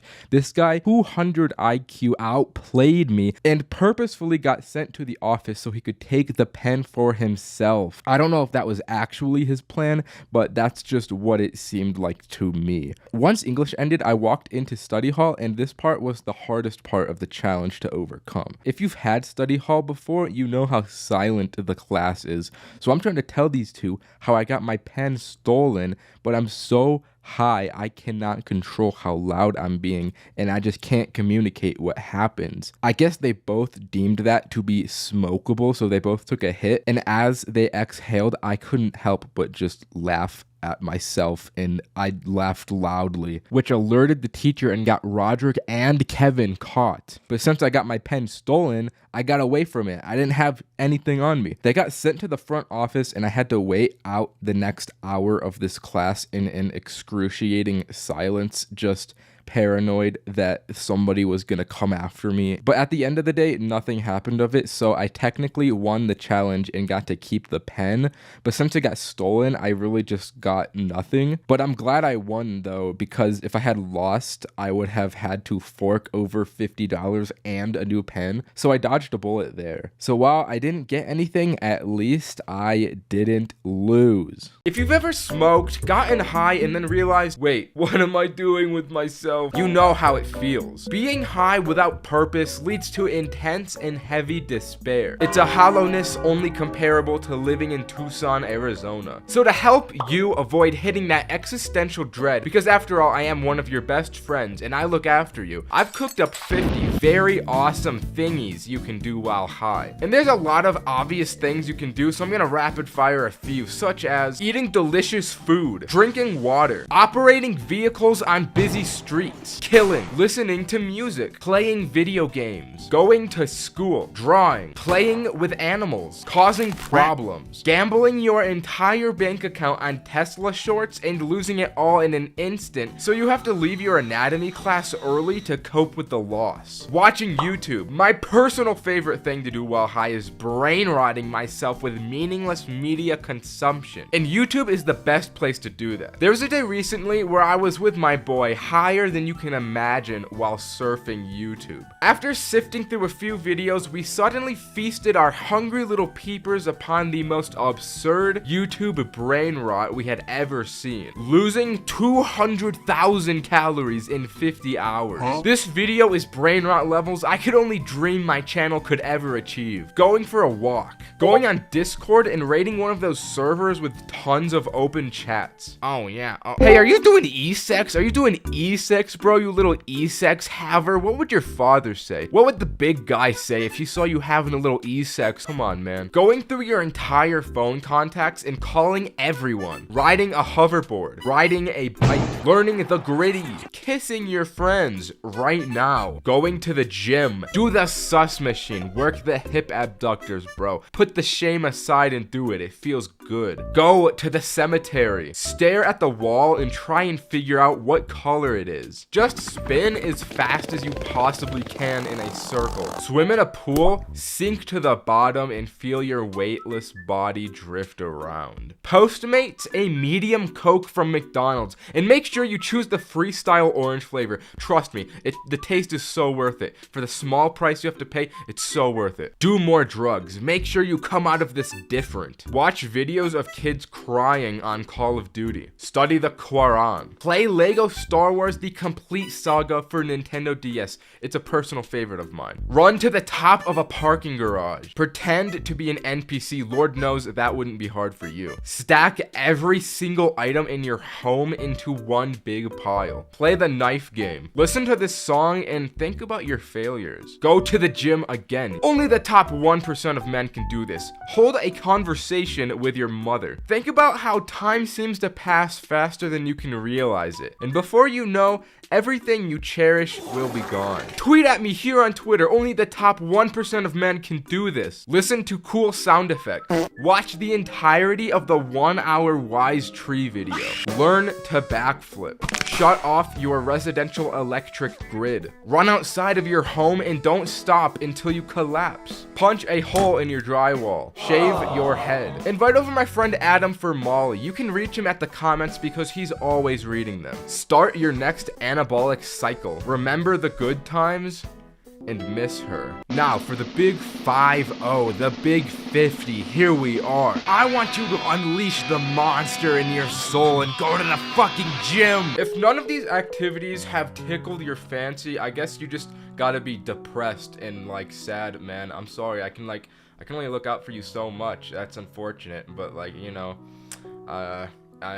yeah. Anyways, that's the video. Subscribe. Bye. Every single day of my miserable life, I smoke a very unhealthy amount. And when I inevitably whisk myself away into my sweet little dreams, they always turn out to be actual fever dreams. It'll either be the most delightful, confusing, or downright heinous activities my mind conjures up deep into the night. The complete relaxation and peace of mind being high gives me while falling asleep is worth the gamble I always inevitably take in my dreams. So I've recently journaled some of my more out-of-pocket dreams I've had while high, so I can expose my evil subconscious to the public. I'm not afraid to say it. I love monkeys. They're too funny and silly without a care in the world. All they do is swing from vine, chill, and be awesome. So I end up watching a lot of monkey videos in my free time, especially when I'm off a few gummies. You could best believe that afterward, when I fall asleep, a few cheeky chimps sneak through into my dreams. Now, this particular dream was built different because it starts off in the center of the monkey town square of the monkey village. This place had chimps and baboons walking all about in a civilized manner, and somehow I had this ability to telekinetically communicate with any monkey I wanted to. They would come up to me like, and I'd look into their soft eyes and respond. Yeah, man, I totally get you. That's too true. So I'm doing my monkey business, shopping in the local banana store, when the great sage monkey and mayor of Monkey Society approaches me. Nah, man, you got it all wrong. I'm a monkey just like you. I was just in an accident. So I started climbing this massive tree for the coconut, but it was too hard for my human body. So I eventually fell and landed into mud, where ants instantly ate my body alive. I felt every horrific bite as they tore the flesh straight off the muscle and bone and tendons. Unlike the real world, I wasn't devoured though. I was simply just decreased in size. As a tiny person, the great monk mayor officer supreme presidential monkey came to my side and said to me, I had never felt such disappointment in a chimp's eyes. Then I was quickly thrown into a trash can. It was an abrupt ending, but I mean, these are just dreams. I can't help what happens. Now that was a little dark, so let's lighten the mood. So I keep having dreams about prison. Whenever I go to bed, I more often than not dream I'm in a jail cell locked behind iron bars. This particular high-induced prison dream was a little different than the other ones I've had because it was also completely lucid. I had full control over my thoughts and actions. And for some reason, I was in an all-female prison despite being a large, smelly man. I vividly remember the first thought I had to myself being, I gotta riz up these prison ladies, sheesh. Then grabbing the bars containing me with my huge arms and ripping them out of the walls one by one. Despite being aware it was a dream, I lost all control. As soon as I stepped out and all these fine dames laid eyes on me, I knew what was about to happen. One by one, each of these women slowly approached me. And right before it was about to get epic, I woke up into a sleep paralysis episode. I was laying in my infested bed as I remember it, but I couldn't move my bones or muscles. Then shadow people started to move out of the closet and slowly approach me. It was just like my dream prior, except that instead of hot babes, it was horrific eldritch underworld demons that probably wanted to kill me. They stood over my lifeless husk of a body, and as I looked them in the eyes, they just looked back. I was so scared I would have shit myself if I had bodily autonomy and wasn't paralyzed. Once I got my bodily control back though, the demons disappeared and I made a sound that sounded something like this. I just wish I got to stay in the prior dream just a little longer, man. There was another day where I was watching the Industry Baby music video non-stop just because I thought it was cool and the song is amazing. As I went to sleep, I had a really cool dream that involved a new strain of herpes that widely spread throughout the United States. It was very infectious and extremely life-threatening, so much so that it got to my entire entire family, and I watched everyone I know and love slowly die in front of my eyes. I was not immune either, because the strain eventually got to me and I had to see all my awesome and vascular muscles slowly drain away until I was but skin and bone disintegrating into nothingness. All that was left was to be welcomed into the afterlife's cold embrace.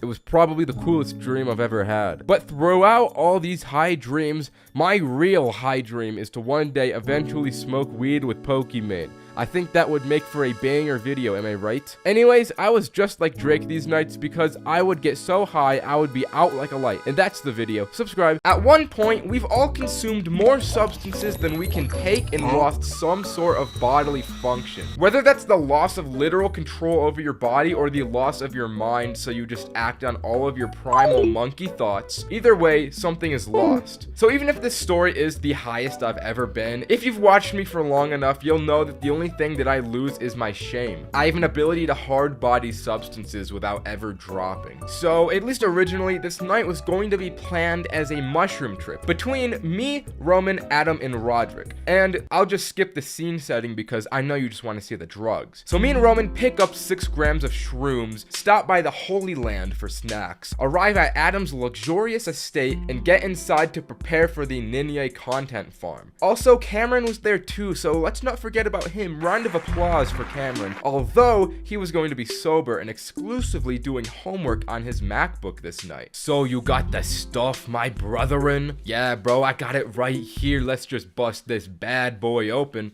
We got gypped, and the plug only gave us 4 grams. So the 4 of us ended up only eating 1 each. Right after eating these mushrooms, Adam, Roderick, and Roman ran off to probably smoke, but me, I'm more reserved than that. I made the respectable decision to stay back and help Cameron with his homework. And it wasn't because I like him or anything. So me and him bust through a good chunk of these questions until these words start to become a little hard to read. And these mushrooms are making my belly feel a little queasy. Those 3 goons that left before bust through the door and instantly and simultaneously start explaining how the mushrooms feel to Cameron for some reason. It's really cool, bro. It makes me feel really cool. Yeah, it's awesome, bro. It feels superfluously awesome. It makes me feel alive. It makes me want to take someone's life. In between my upset tummy and the juxtaposition from solo Cameron time, it felt like I got punched. Boys, I want to do homework right now. Frick you, bro. Fuck off, bro. What are you talking about? I was being bullied. You know what? I'm gonna go to the bathroom.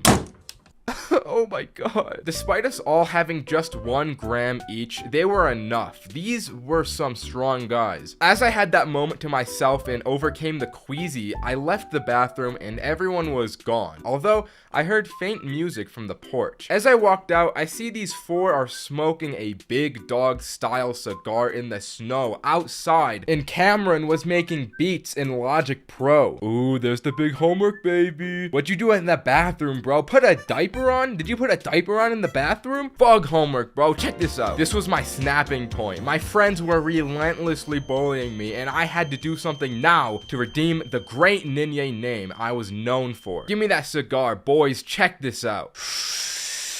Damn, bro, you're not supposed to inhale it. This didn't exactly hit the way I thought it would, but in this moment, a shining opportunity presented itself. Who wants weed, boys? So all of us, minus Cameron, scurry our little feet downstairs, into the garage, and hop in Adam's classic weed Porsche. Adam pulls out the big dog bong, and I knew this was the time. This was the moment I would fully redeem my stained legacy and go down a legend. I got handed the bong first, and as I held it, all my memories flashed through me like visions. When Roderick called me a homework baby, when Roman said I wore diapers, it would all be sanctified in this moment. I lit up, and as I'm sucking on this bong, I don't let go. I take the biggest bong rip of my life until my lung capacity can't take a single more milliliter of smoke. As I exhaled, the entire car is filled with smoke, and I'm coughing like Walter White. This shit hearted. Afterward, I just lay down in the back of the car while my body recovered. The bong was passed around a few rotations, but I couldn't take any more, so I just waited until we all finally got out. And once I stood up, I realized how high I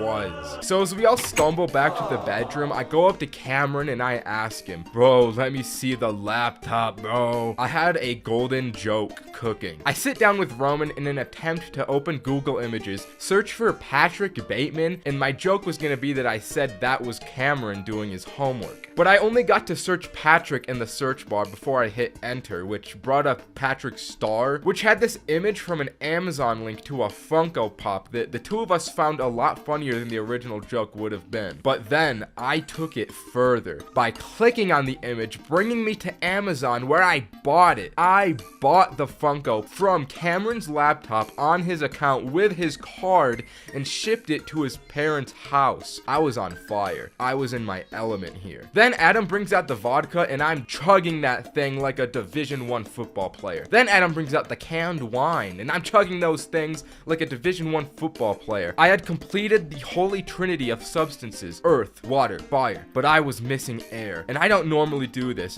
but I start ripping Roderick's vape. And with all these substances combined into me, I was just like Avatar Aang. I guess my mind was still on SpongeBob because I really wanted Cameron to play the outro song from SpongeBob on his MacBook. But the video Cameron brought up wasn't just the SpongeBob outro. It was, I put the SpongeBob outro over the end of humanity. And as soon as this video came up, I had another golden bit to come to me. One that would even top the Funko Pop one. Cameron, hold your laptop up so that everyone can see. Boys, this video is something I've worked very hard on over the past few years, and I'm so happy to finally have it come to fruition. You didn't make that, bro. That's a YouTube video. They want you to believe that. But let me continue. As you know, my YouTube channel has grown at an extremely fast rate recently, and I wanted to celebrate the monumental achievement of 200,000 subscribers with a celebration that's fitting. So I've planted 200,000 bombs across New York City,